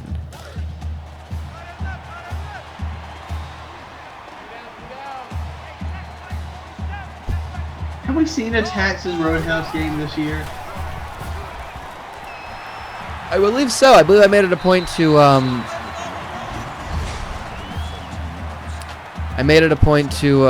what's it? To feature all the new teams. I just really like the logo. It's good. Yeah, it's the Texas Roadhouse logo. Yeah, it's exactly the Texas Roadhouse logo. I mean, it's very close to it. It's not really, because that'd be like getting sued and stuff. I feel like there's a lot of teams. Even I know there's like a gluttony divisional, but I feel like it all revolves around either lampooning or actually being gigantic steakhouses. There's Yeah, why might be not? a steakhouse division coming.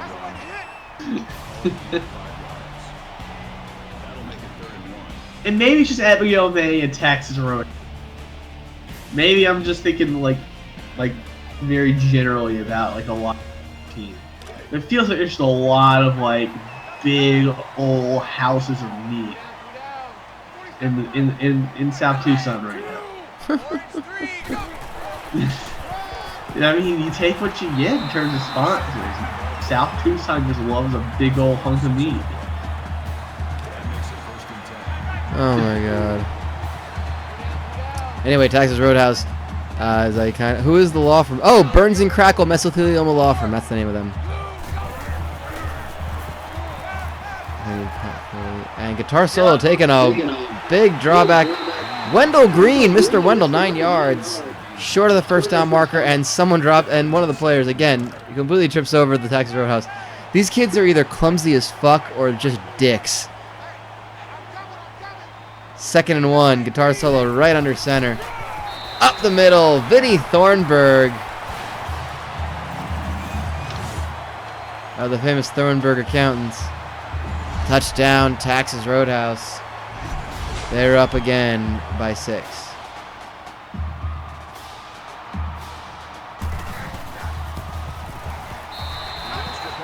Extra points up and good, make it 7, 14-7. Texas Roadhouse with the lead over Big Paul's Mexican's Car Wash, trying to keep that undefeated streak alive and well. Kickoff. And we're going to have a flag on that one. Personal foul. Yep, everybody take a drink. Defense.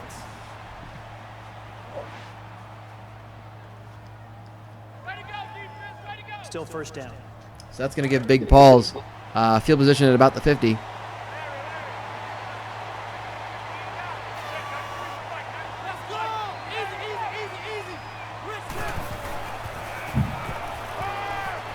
And nice, finds a receiver. Beats his defender, Byron Harmon. 23 yards. His first catch, that kid. And nice running, nice route running. Very precision route runner. I'm saying that because he's white. Yes. And ball's on the 27-yard line right now.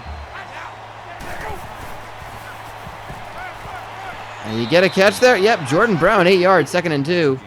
And Big Paul's chipping away at this yardage. A lot of time left. Greg McMuffin, 6 for 8, 61 yards, a touchdown. Last time they were in the red zone, they did in fact score that touchdown. Fakes the handoff. Big Greg taken down in the backfield. The pocket collapsed on him. There are no support from his offensive line. And ultimately had to take the sack.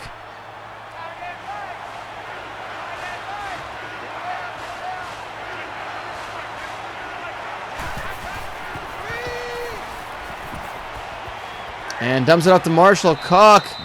10 yards and a first down. They're down to the 10-yard line. 10 yards.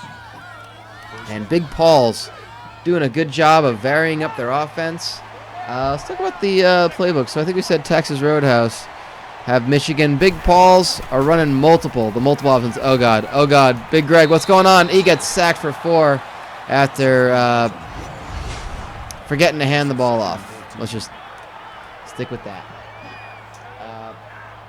Big Paul's coming off of both teams coming off of winning their first game of the season of rivalry week. Texas Roadhouse took out the yet to win Captain Chuck's Adventure Taxi. Big Paul's got a big win over Ballet Bob's Dance Studio. And it's a touchdown for Big Paul's Marshall Koch with the touchdown, running that one in. Took the left side, cut in, good blocking by number 40, and Koch with the touchdown. And here comes the extra point. It is up. It is good. Tie game yet again. Big Paul's and Texas Roadhouse. Look at these teams. Both these teams have really strong strength of schedule. Big Paul's 9th out of 60. Texas Roadhouse 14th out of 60. Tough non-conference games. Texas Roadhouse had wins over Mitch's Toys and Guns, Pawn Shop of the Nazarene, who are surprisingly good. They have a 4-1 record right now, and Crambler's House of Gags and Actual Items. Big Paul's wins over Tremor's Pizza. World of Shrapnel a loss to 1-800 Bayadab, but they came back up strong with a Ballet Bob's win. Luke Sims 14 yards from scrimmage. Texas Roadhouse moving it again. 2:49 to go in the first half.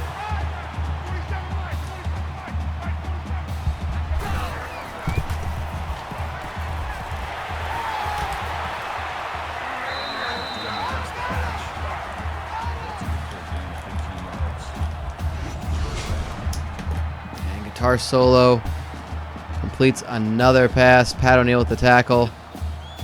Nice slant route. And it's a first down for the Roadhouse.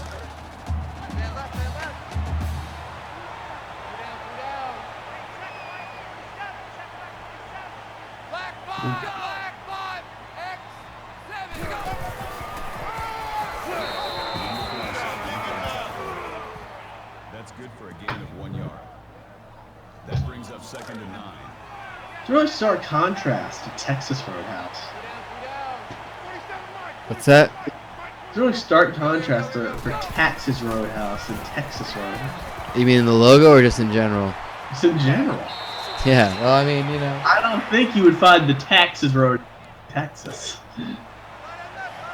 Probably not. It'd probably be in Sweden. Or in South Tucson. Yeah, maybe so. There you go.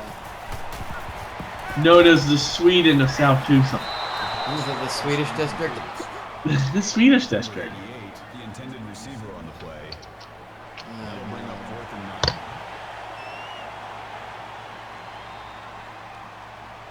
Do you think there's a problem with Sweden because all their fish are made of gummy and are really sweet? Oh my god. Like, I'm not even mad at this right now. It's just, I'm too Brian, tired to be mad. Brian, you've known me for 6 years. This is bound to happen, like in every conversation we have. Oh, fake! They did fake the punt, and they... And holy shit, that was awful. Yeah, it was. So it's Big Paul's taking over. Big Greg. I'm Big Greg. Jerron Weber with a 2-yard catch. I'm Big Greg. The Swedish district is right on the other side of the Hammock district in South Tucson and the Vanuatu district. Little Vanuatu, sorry. Oh, Big Greg hit with a huge sack. 8-yard loss. Otis Witherspoon. Great name if you're a 60s soul artist. But if you're an 11-year-old kid, that just means you just get a big old sack on. It's not as good a name as fucking Lou Rawls, though. Fucking Lou Rawls, that's true, yeah. There's a lot of respect that comes with fucking Lou Rawls. And dumps it off to Marshall Koch. 4-yard loss. 4th and 20. Punt unit's going to come out. Texas Roadhouse call their first time out. And they'll get this fullback with 1:27 left to go in the first half. And the punt is abysmal. It's going to take a gratuitous roll to the 48-yard line. Texas Roadhouse starting it off on the 48 with 1:21 to go in the half. And they'll get the ball to start things off, so if they can get a score, that's really an opportunity. Wendell Green, 4-yard catch. 2nd and 6, 1:18 left in the clock.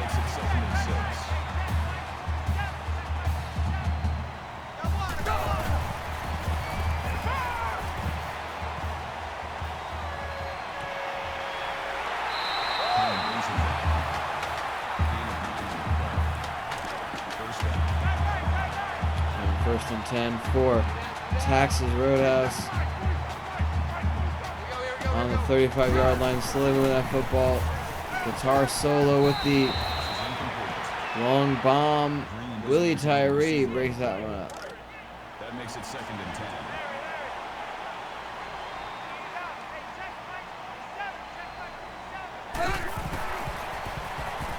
Now we're going again. Incomplete. Guitar solo. Missing the mark on this possession so far. Good defense by Big Paul's really stepping up here. It's 3rd and 10. This is a huge 3rd down. Check.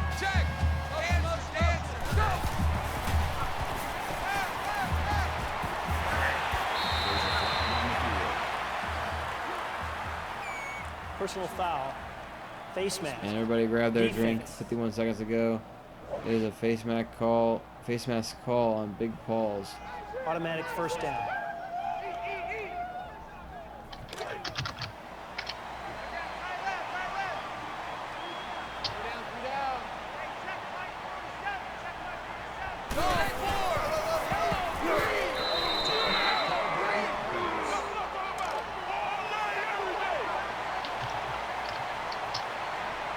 And Tax is really going with the hurry up here. Down to 1 timeout, 48-yard line, 2nd and 9. Tarsolo again under center. Quick pass, touchdown. Brandon Swanson, 13 yards. The tight end gets it. And gives Texas Roadhouse the lead yet again.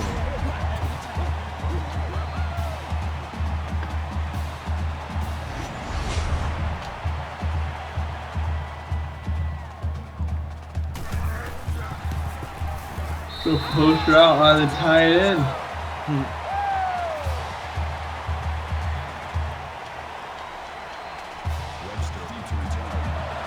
Almost as good as the tight end work of Big John Stuff.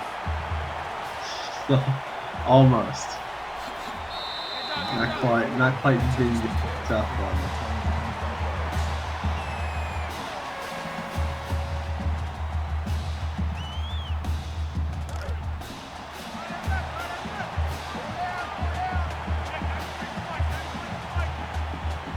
Pretty nice return from Marshall Falk.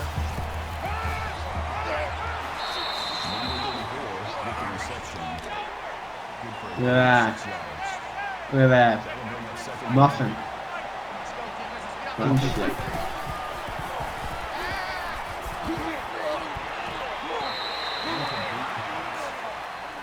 Right, the intended receiver on the play. That makes it 3rd and 3.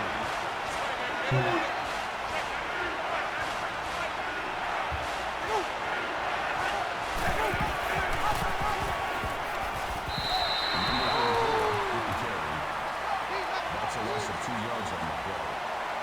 4th down. Greg McMuffin's really been Big Paul's. Whether it's on the ground, just through the air. Clemens no gain up the middle, 1st and 10. Greg McMuffin goes. So do the Mexican ones. What was the name again? Big Paul's Mexicans card. Gosh. McDaniel, the intended receiver on the play. Let's say it like Coach Z car wash. Dog 4. Right here.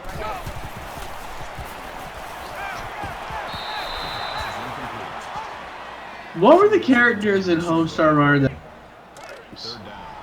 I I think like Homestar.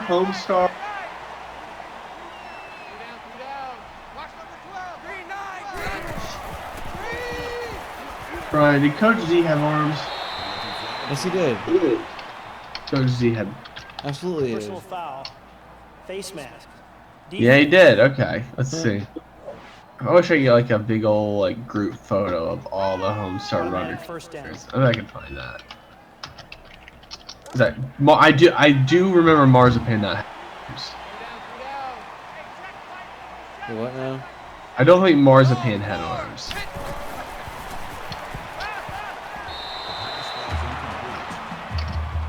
McDaniel was the intended receiver on It was definitely commented, how is she able to play the guitar?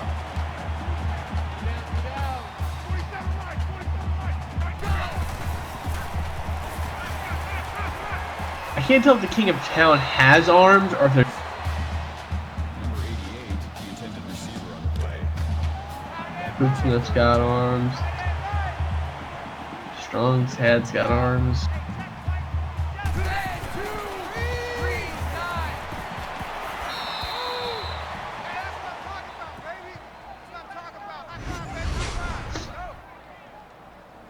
You ever question why Strong Bad had a lucha mask but boxing gloves? No, I always love that they always reference the fact that the most common email question you would get early on is, how do you type with boxing gloves on? It was much like Hun Pack, only with. I'm not gonna say what I'm gonna say. Oh Jesus! It's like Hun Pack, but instead of fingers, it's a gigantic boxing glove. Just get one.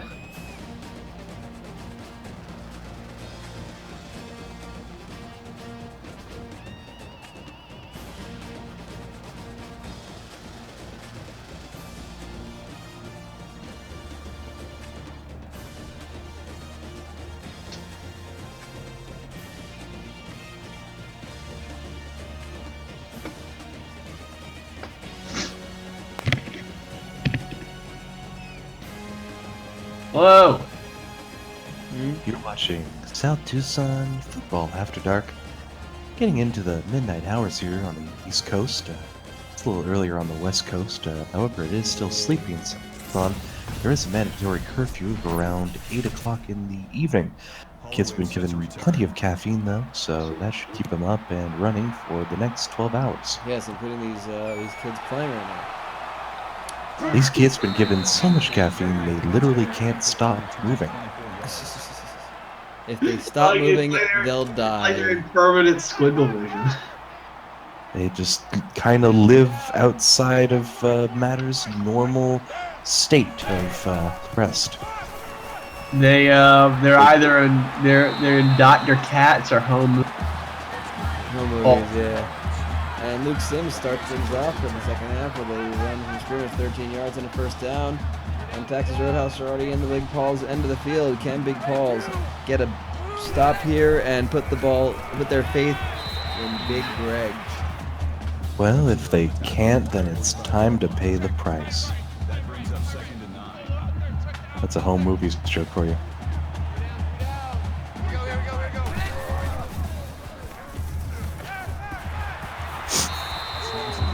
And of course, everybody has a price. Bah. Wah. Wah. Wah.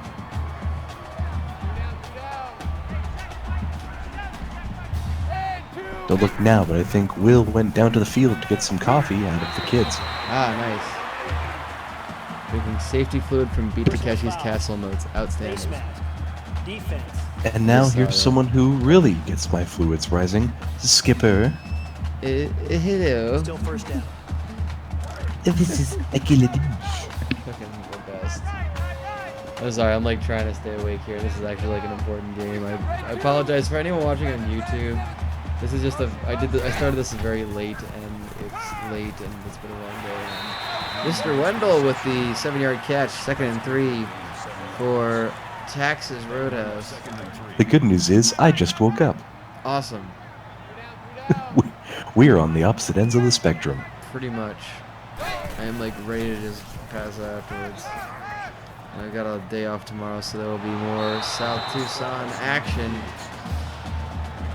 The 2 games tomorrow will be 3rd and 3, by the way, in the red zone for Texas Roadhouse, looking to extend their lead.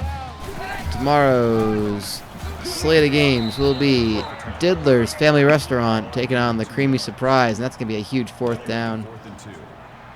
4th and 2. Looks like they're going for it. That's a surprise. Well, you got to go for it. There's no guarantees in this world.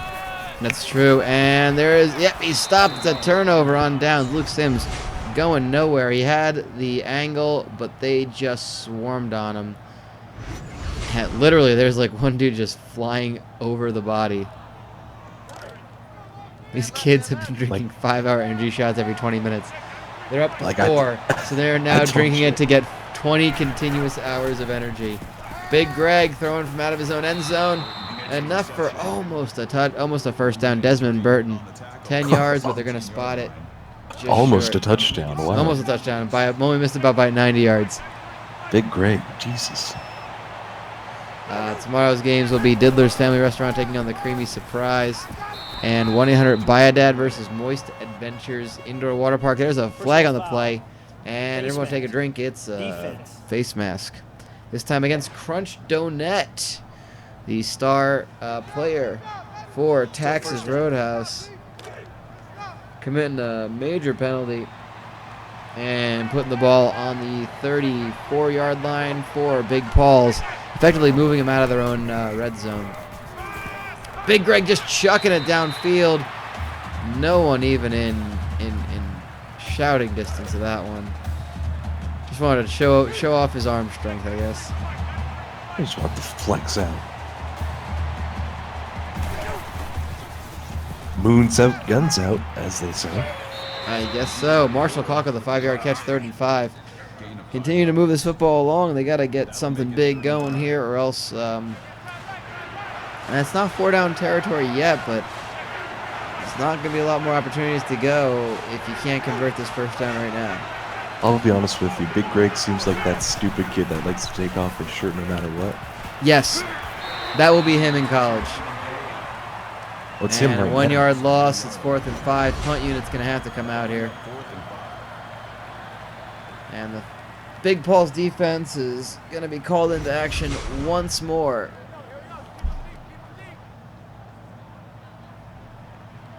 Well, small victories. They did get out of their own red zone, I should say. Yes, hopefully it'll be a field position. That's a booming punt all the way back to the 30. And the tackle happens inside the 40, so good battle of field position. See if Big Paul's can hold him to a 3-and-out and play the field position battle. You know, these types of tough games, they're going to have to get the victories where they can, and that's a nice tackle. Luke Sims up for 3 yards. The way you did that, it reminded me of the old SmackDown versus Raw games. Has a nice tackle. Lucas Sims has a good set of feet. Well, he sure does. He got 6 yards there, 3rd and 1. Everything but the first down. And if Big Paul's can get this stop, then they are... Oh, what a big sack in the backfield. Oh, it's not a sack. Excuse me. There was a handoff. Landon Roach with the tackle. Luke Sims given the lion's share of the carries and of the load here. And the Run punt to unit. the well. One too many times. And that's what you get. Yep, forcing a 3-and-out. Booming punt off the That bounce to the and 30. heavy And one. Marlon Webster taking it to the 35. It's time for Big Greg once more. Big Greg has about 45 seconds in this quarter if he wants to turn the score over before the clock goes away. Yep, and they switch sides of the field, of course, handing off to Marshall Kalk. Loses 2 in the backfield. And that's veritable cornucopia with the tackle. Greg McMuffin, not quite the star we've seen in stat lines past, but Big Paul's Mexicanless Car Wash, you know, this is probably their toughest challenge so far. This is the game you're suddenly circling on the calendar. Well, it's a staunch defense. 3rd and defense. 12. It's a very staunch defense, and the thing is, Big Greg has been relied on so often. Sometimes you have to have the rest of the team put together something. Yes, and that's an incomplete pass up the middle. No one even in range of that. 4th and 12, a 3 and out for Big Paul's and the punt unit for them. Coming out, 25 seconds left to go in the 3rd quarter. And that's going to go out of bounds. Let's see where they spot it. Looks like around the 45-yard line. It's truly a battle of field position now. Well, actually a little further. It was actually at the 38-yard line. My mistake.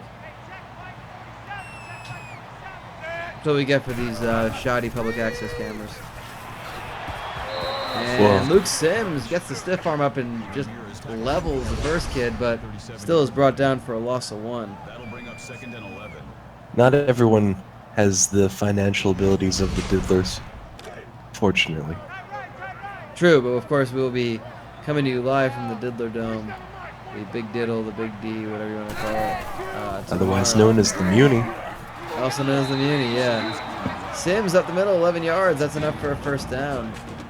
End That's of 3. exactly It's enough. a 7-point game. It's 1 touchdown separating Texas Roadhouse and Big Paul's Mexicanless Car Wash. Texas Roadhouse looking to go 5-0, and most certainly would get the #1 spot in the rankings, which the first set of rankings come out after the end of week 5, so be sure to check out that highlights video as it does include as it will include the official rankings Why as go they to come Lucas out. Sims? Yes, and it's 4th and the 3, so the punt unit's coming out again for Texas Roadhouse. 3rd and inches, just halfback fall over. Questionable play call to say the least. Marlon Webster, 11 yards, taking it all the way out to the 35. Big Paul's and Big Greg in the 4th quarter, and this is where you can win a game. Big Paul's, wow, just throwing it right from the snap. Jakari Holloway with the tackle. I don't think any of the receivers were ready for that. It kind of just bounced off the back of a child. I think Big Greg's got some grease on his hands. Maybe. I think that's, he's one of those players that always seems to have cake on his hand or something sticky on him. And I think it's cake. And he's also got his shirt off. Yes. Is this Lee Corso's kid? It might as well be. The McMuffin family is a very strange. I think they brought in Lee Corso as a life coach. Dumps it off to Marshall Clark, gets 7 yards. Huge tackle to stop the first down. I gotta say, if that tackle was not made, then Marshall Clark was off to the races. Punt unit out again. We're seeing just punt back and forth. Great stop by the safety. Huge stop. Well, you got to play prevent. You really do have to play prevent when you got Greg handing off to anyone close to him. And Holloway returns it for a couple yards. Texas Roadhouse, they'd be content to just trade this back and forth as long as they can make their stops. They got the win. They preserved the undefeated record. Well, I'm sure they'd like to use the clock on the way. That's true. Swanson making that grab for 7 yards. He's dragged down, tried to break free of the tackle, but it's 2nd and 3 at the 49-yard line. Texas Roadhouse, 3:52. Clock continues to tick. Left in this game. Hands off to Sims. Loss of 3. I actually really like these small crossover passes into short territory, rather than handing off to Sims every time, which seems to be more of a lost situation. Yeah, no doubt. You know, just run some low slants, get your halfback running behind you, and maybe run a reverse. Oh, interesting trick play there. Guitar Solo took off running ready for the pitch to Luke Sims, but they read it perfectly. And the tackle in the backfield. 4th and 10, another 3 and out. Texas Roadhouse.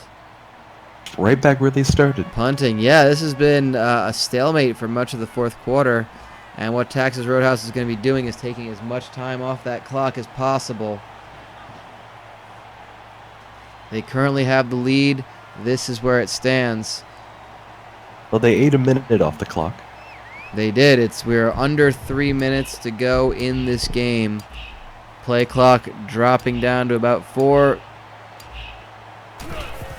There is the snap. The punt is up. It's down to the 40-yard line. That's Marlon Webster taking off a bounce, but basically gets a yard. Had to retrieve it off the bounce, which is always a difficult thing to do. And Greg McMuffin on his own 40-yard line, lining up under center. Heroics required. It's Greg McMuffin. Oh, what a catch! What a huge play and a flag. Oh, it is unraveling. Well, the catch was made at the 30-yard line. The face mask adds 15. The spot is going to be on, actually the 16-yard line is where it's going to be spotted. I question that face mask. And Big Paul's Mexicanless Car Wash are now in the red zone, handing it off to Marshall Kalk. He stopped for 3. 2nd and 7. Only 19 yards for Kalk. Only five rushes. Look more like a gut punch than an actual face mask. Like one of those running ones where you kind of duck down and almost lariat the stomach. It's very much a questionable call there. Marshall Kalk brought down the backfield there. Veritable cornucopia with his 5th tackle, 2nd for a loss. And it's back to 3rd and 10 for Big Paul's and Greg McMuffin. That play wake you up, Brian?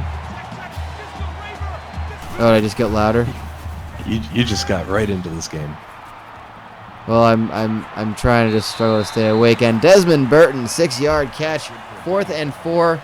It's so close. It's got to be. I mean, it's 4-down territory at this point. Under 2 minutes to go. They're out there. The ball's on the 11-yard line. McMuffin out of the shotgun. I'd punt it here, to be honest with you. It's a terrible idea, I think. Throw, end zone, Jordan Brown, touchdown, Big Paul's. You take the rouge. Take the rouge. Oh, you're so Canadian. I think that's a compliment. And take Big the rouge, Greg, act like you've been there. kick. No celebration from Big Greg. Acting like he's been there. The equally husky kicker puts Cool it up, people don't look at and their we own got a tie touchdowns. game with 1:52 to go. There are things in this world that cool people do not look at. Explosions and their own touchdowns. That's you're not wrong. And Texas Roadhouse now are the undefeated streak is in danger. The undefeated record is in danger. Big Paul's could be claiming a very large scalp in that of Texas Roadhouse, a team that we weren't expecting to be nearly as good as they have been. They're going to air out. What a catch! What a catch! Wendell Green lays out, makes the diving grab. Texas Roadhouse, minute 45. 169 passing yards for this offense. It's been pretty nice for them. Wow, what a play. And they now have it on the 28-yard line with 1:36 and clock still ticking. Guitar solo, throws up the middle. It is incomplete. Huge catch by Mr. Wendell Green. And not to put a damper on your undefeated team losing story, but the team with possession always has the advantage in a tie game. Well, it is a negative stat. Sometimes. Sometimes. Except when it's Only, not. except when it's not. Then it's pass completion. Yes. Texas Roadhouse, 3rd and 10. And they are just outside of field goal range. So they need to convert this. And a lot of time for Guitar Solo to throw it.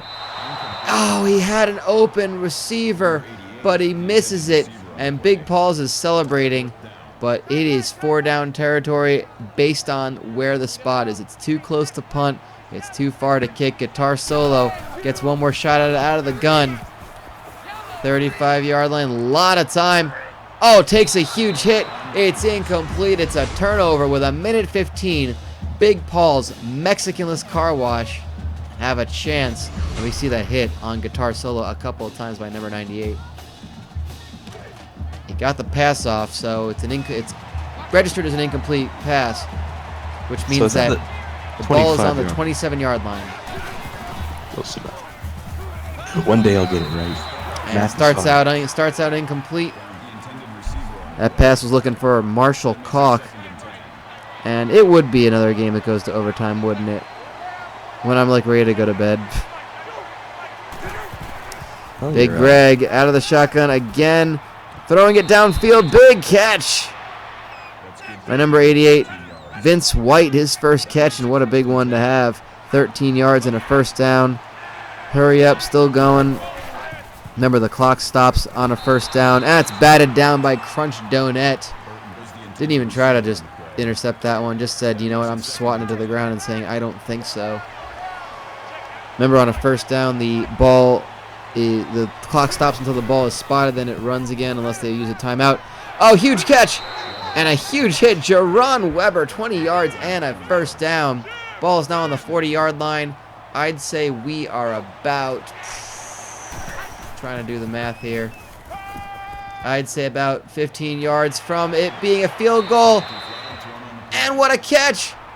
And a flag! Oh, it's unraveling for Texas Roadhouse. 49 seconds to go. Michael Lowry called for the face mask penalty. Still first down. It's first and goal on the ball is spotted between the 7 and the 8-yard line. That's a huge catch that unfortunately is going to be overshadowed by and Big Greg's going to stumble his way in. He got lost on the way, but Big Greg McMuffin gets it in for the touchdown. 27-21. Oh, find that boy a GPS system. Find him a GPS and a cheeseburger. Big Greg just gave his team the lead against the lone undefeated in South Tucson. We have got drama to finish off the last 45 seconds. Big Paul's kicking off. And it's returned to the 20. Takes up to the 35. Veritable cornucopia gets it 17 yards. And Guitar Solo has 42 seconds to go the length of the field from his own 37-yard line. 63 yards to tie this game up and send it into overtime in 42 seconds, or else we will say goodbye to the last undefeated team in South Tucson youth football. Dumps it off to his running back for a 3-yard gain, 2nd and 7, and Texas Roadhouse had to forced to use a timeout. 36 seconds to go. I don't think that was the drawn-up play, but nonetheless, it was what it was. A lot of time for Guitar Soul to throw it. Incomplete. 3rd and 7. It done blown up. 30 seconds left. 2 timeouts left to go for Texas Roadhouse. But at this point, they need the first down. Guitar Solo gets no, it's incomplete. 4th and 7. He had a receiver. I thought he held on to it, but it was bobbled with the tackle. It's 4th and 7. It all comes down to this play. The last undefeated team. Will they go out with a bang? Will they continue it? They're going to air it out. It's caught! And a flag! Personal foul. Oh my goodness. Face mask. Defense. Who is it called on? Pat O'Neill puts the football on the 11-yard line. 18 seconds to go. 11 yards. A fresh set of downs. Can Guitar Solo lead Texas Roadhouse back into the end zone for one more time? It's off to Luke Sims. He's going to get him too and force another timeout. 14 seconds. Texas Roadhouse down to 1 timeout left. Guitar Solo out of the gun once more. Taking some time to throw it. Caught. Big stop. Davin McDaniel gets the first down. Somehow not in the end zone. Oh, those thin margins. Those thin margins. The clock continues to run. 6, 5, 4, 3. It's a sack. And it's the timeout called, the last timeout called by Texas Roadhouse. The ball's on the 5-yard line. This is the final play of the game. Guitar Solo needs a touchdown, throws it. It's a touchdown! Never doubt. Never Luke doubt. Sims, all alone, in the end zone, touchdown, Texas Roadhouse. Life hates me when I want to go to bed. Record scratch. Yep, that's me. How I got into this situation. I Well, guess here you're it wondering, is. yeah, I guess you're wondering how I got in this situation. I just wanted to go to bed. But we've got overtime, a second game going to overtime tonight, 28 apiece. If you need to know how overtime works, each team gets the ball at the 25-yard line. Standard a set of 4 downs, etc., etc.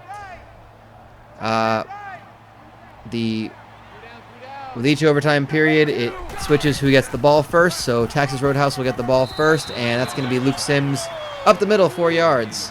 Oh, sorry, Vinny Thornburg.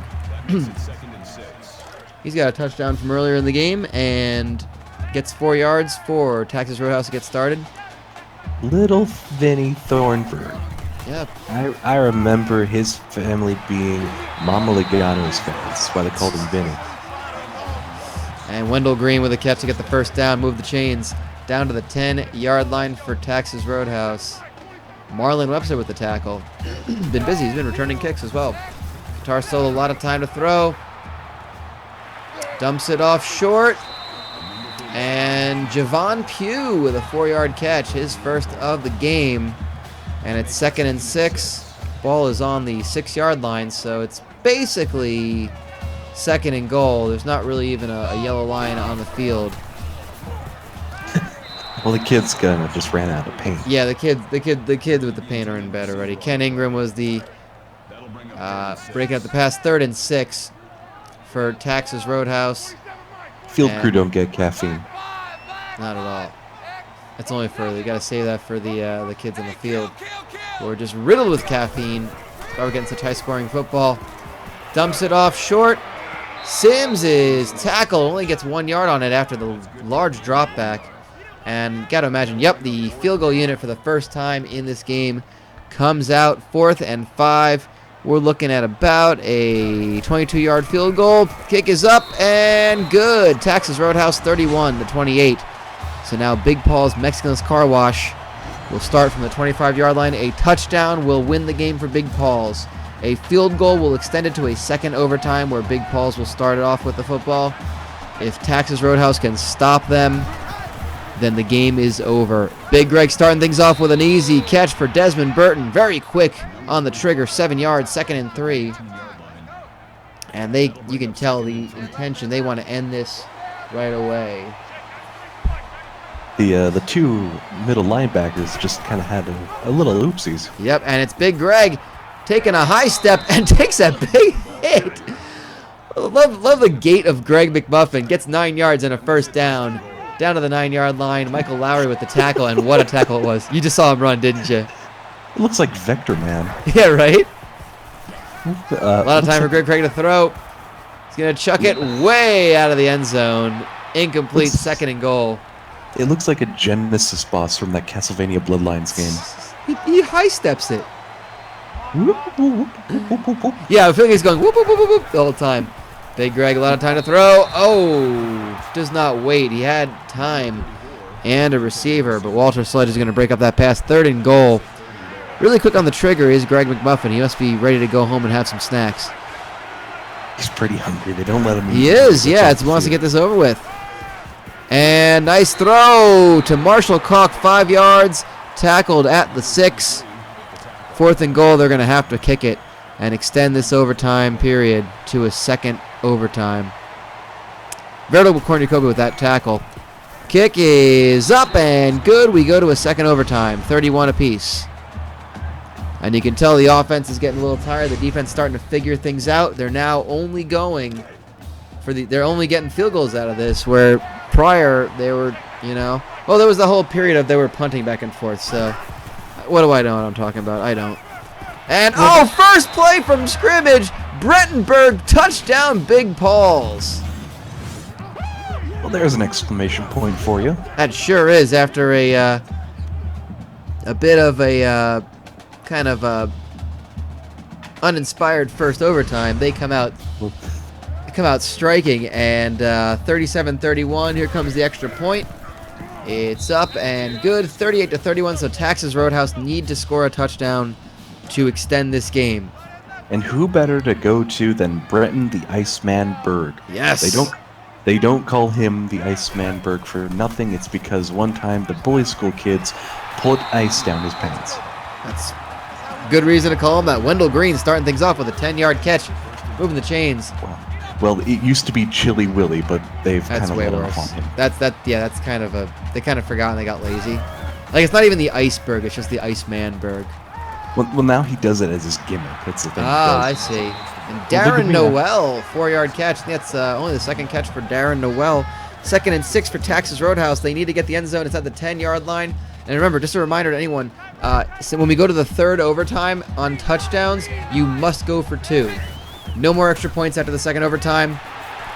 And Davin McDaniel is tackled just short of the end zone. 1st and goal. What kind of a goal line stance does Big Paul's have in them? The ball is literally on the half-yard line. Well, if I'm... Luke Sims is stopped short on the Every first time. one. Luke Sims, every time. Go to someone else. You can't go to him every time. They Well, know maybe who he's... Maybe they need to go to. Maybe they need to go to Vinny Thornburg. He's the backup running back. They know his scent. Yep, going to Really? Sims again. This time he's in. Touchdown, Texas. Final. But just, you can't rely on this one boy every time. No, He's you getting just so gotta- hurt. It's proven enough. I think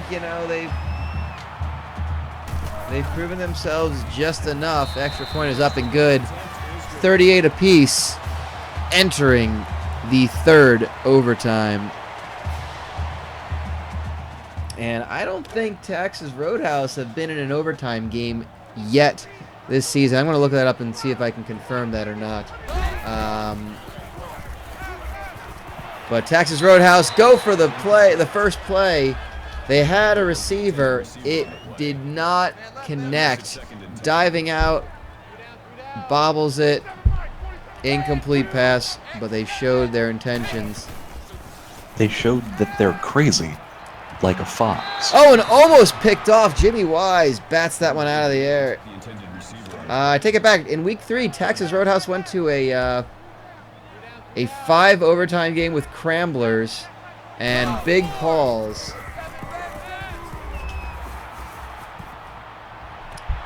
But that's going to be a touchdown for Texas Roadhouse in the end zone. Ike Brigham. Yeah, they're not even caring about running up the field. Just gun it down. They are ready to just get this one going. And that's the thing. Big Paul's had a double overtime game at the start of the season, but of course they had that very famous 5 overtime game with Tremor's Pizza to start off the spring season. That was the very first game that we aired on IRM. It was a great start, and that's good for 2. Darren Noel Gallagher. They did That's get his it, full name. and now Big Paul's not only need the touchdown, they need to get the 2-point conversion. That's going to be a first down. Excellent running by Marshall Koch. We've had a couple of 5 overtime games already this season. It's been crazy. We're in the 3rd one right now, but you can go to the wiki page on IRMstream.wiki.com and check out our South Tucson page. I gotta And touch up for the wiki all page. the a little highlights, bit you can go to Todd Cranberry and his big report. more. Yes, Todd Cranberry and the Big Report on IRMstream on YouTube. That's the YouTube channel is IRMstream, and of course, as will be this report, this broadcast rather. Wide open, they converge on him. 1st and goal. Was that Brettenberg again? I think so. It's on the 2-yard line. 1st and goal for Big Paul's. And I think they're going to be handing this one off to Marshall Koch from the shotgun.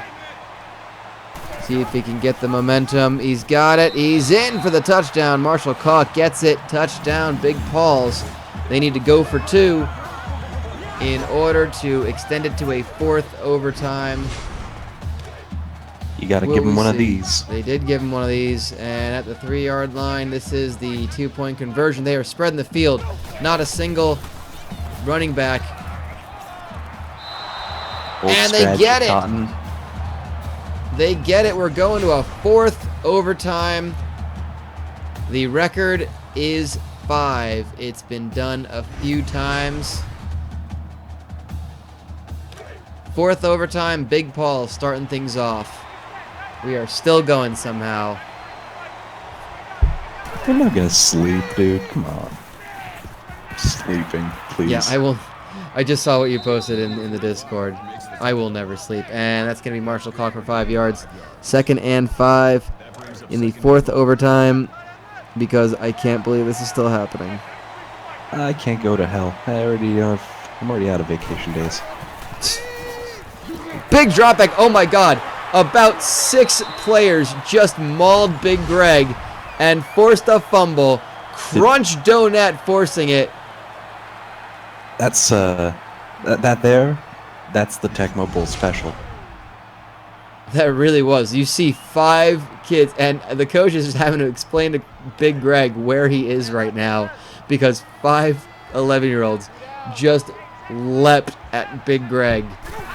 And now all they need is a score.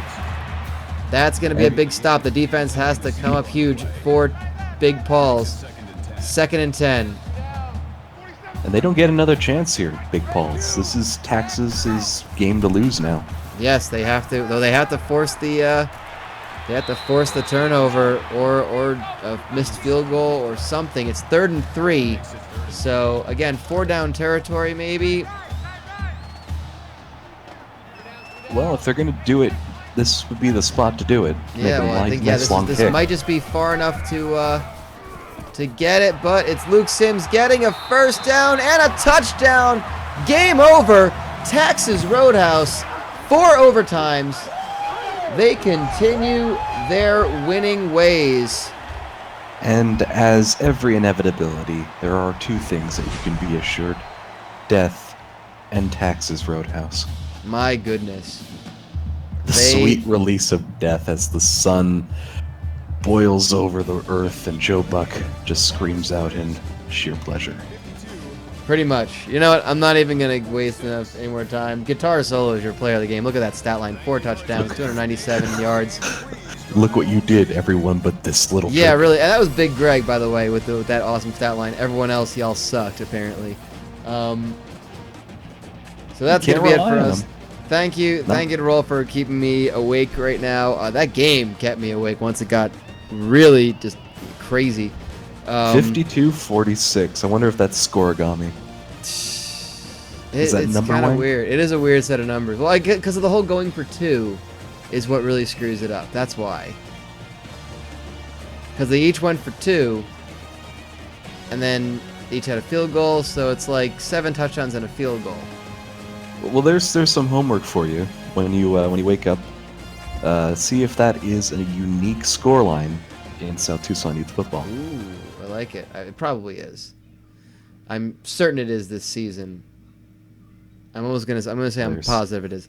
Well, that's gonna be it from us. I'm gonna go ahead and pop up the logo and cue up the music and tell us that we are gonna see you tomorrow, midday, for the conclusion of Week 5 rivalry week. We got coming up Diddler's Family Restaurant taking on the Creamy Surprise, and 1-800-BUY-A-DAD versus Moist Adventures Indoor Water Park. If you can't join us because it's it's during the day, I've got off, so that's why, and I'm driving up to New Jersey that evening, so that's why I'm doing it.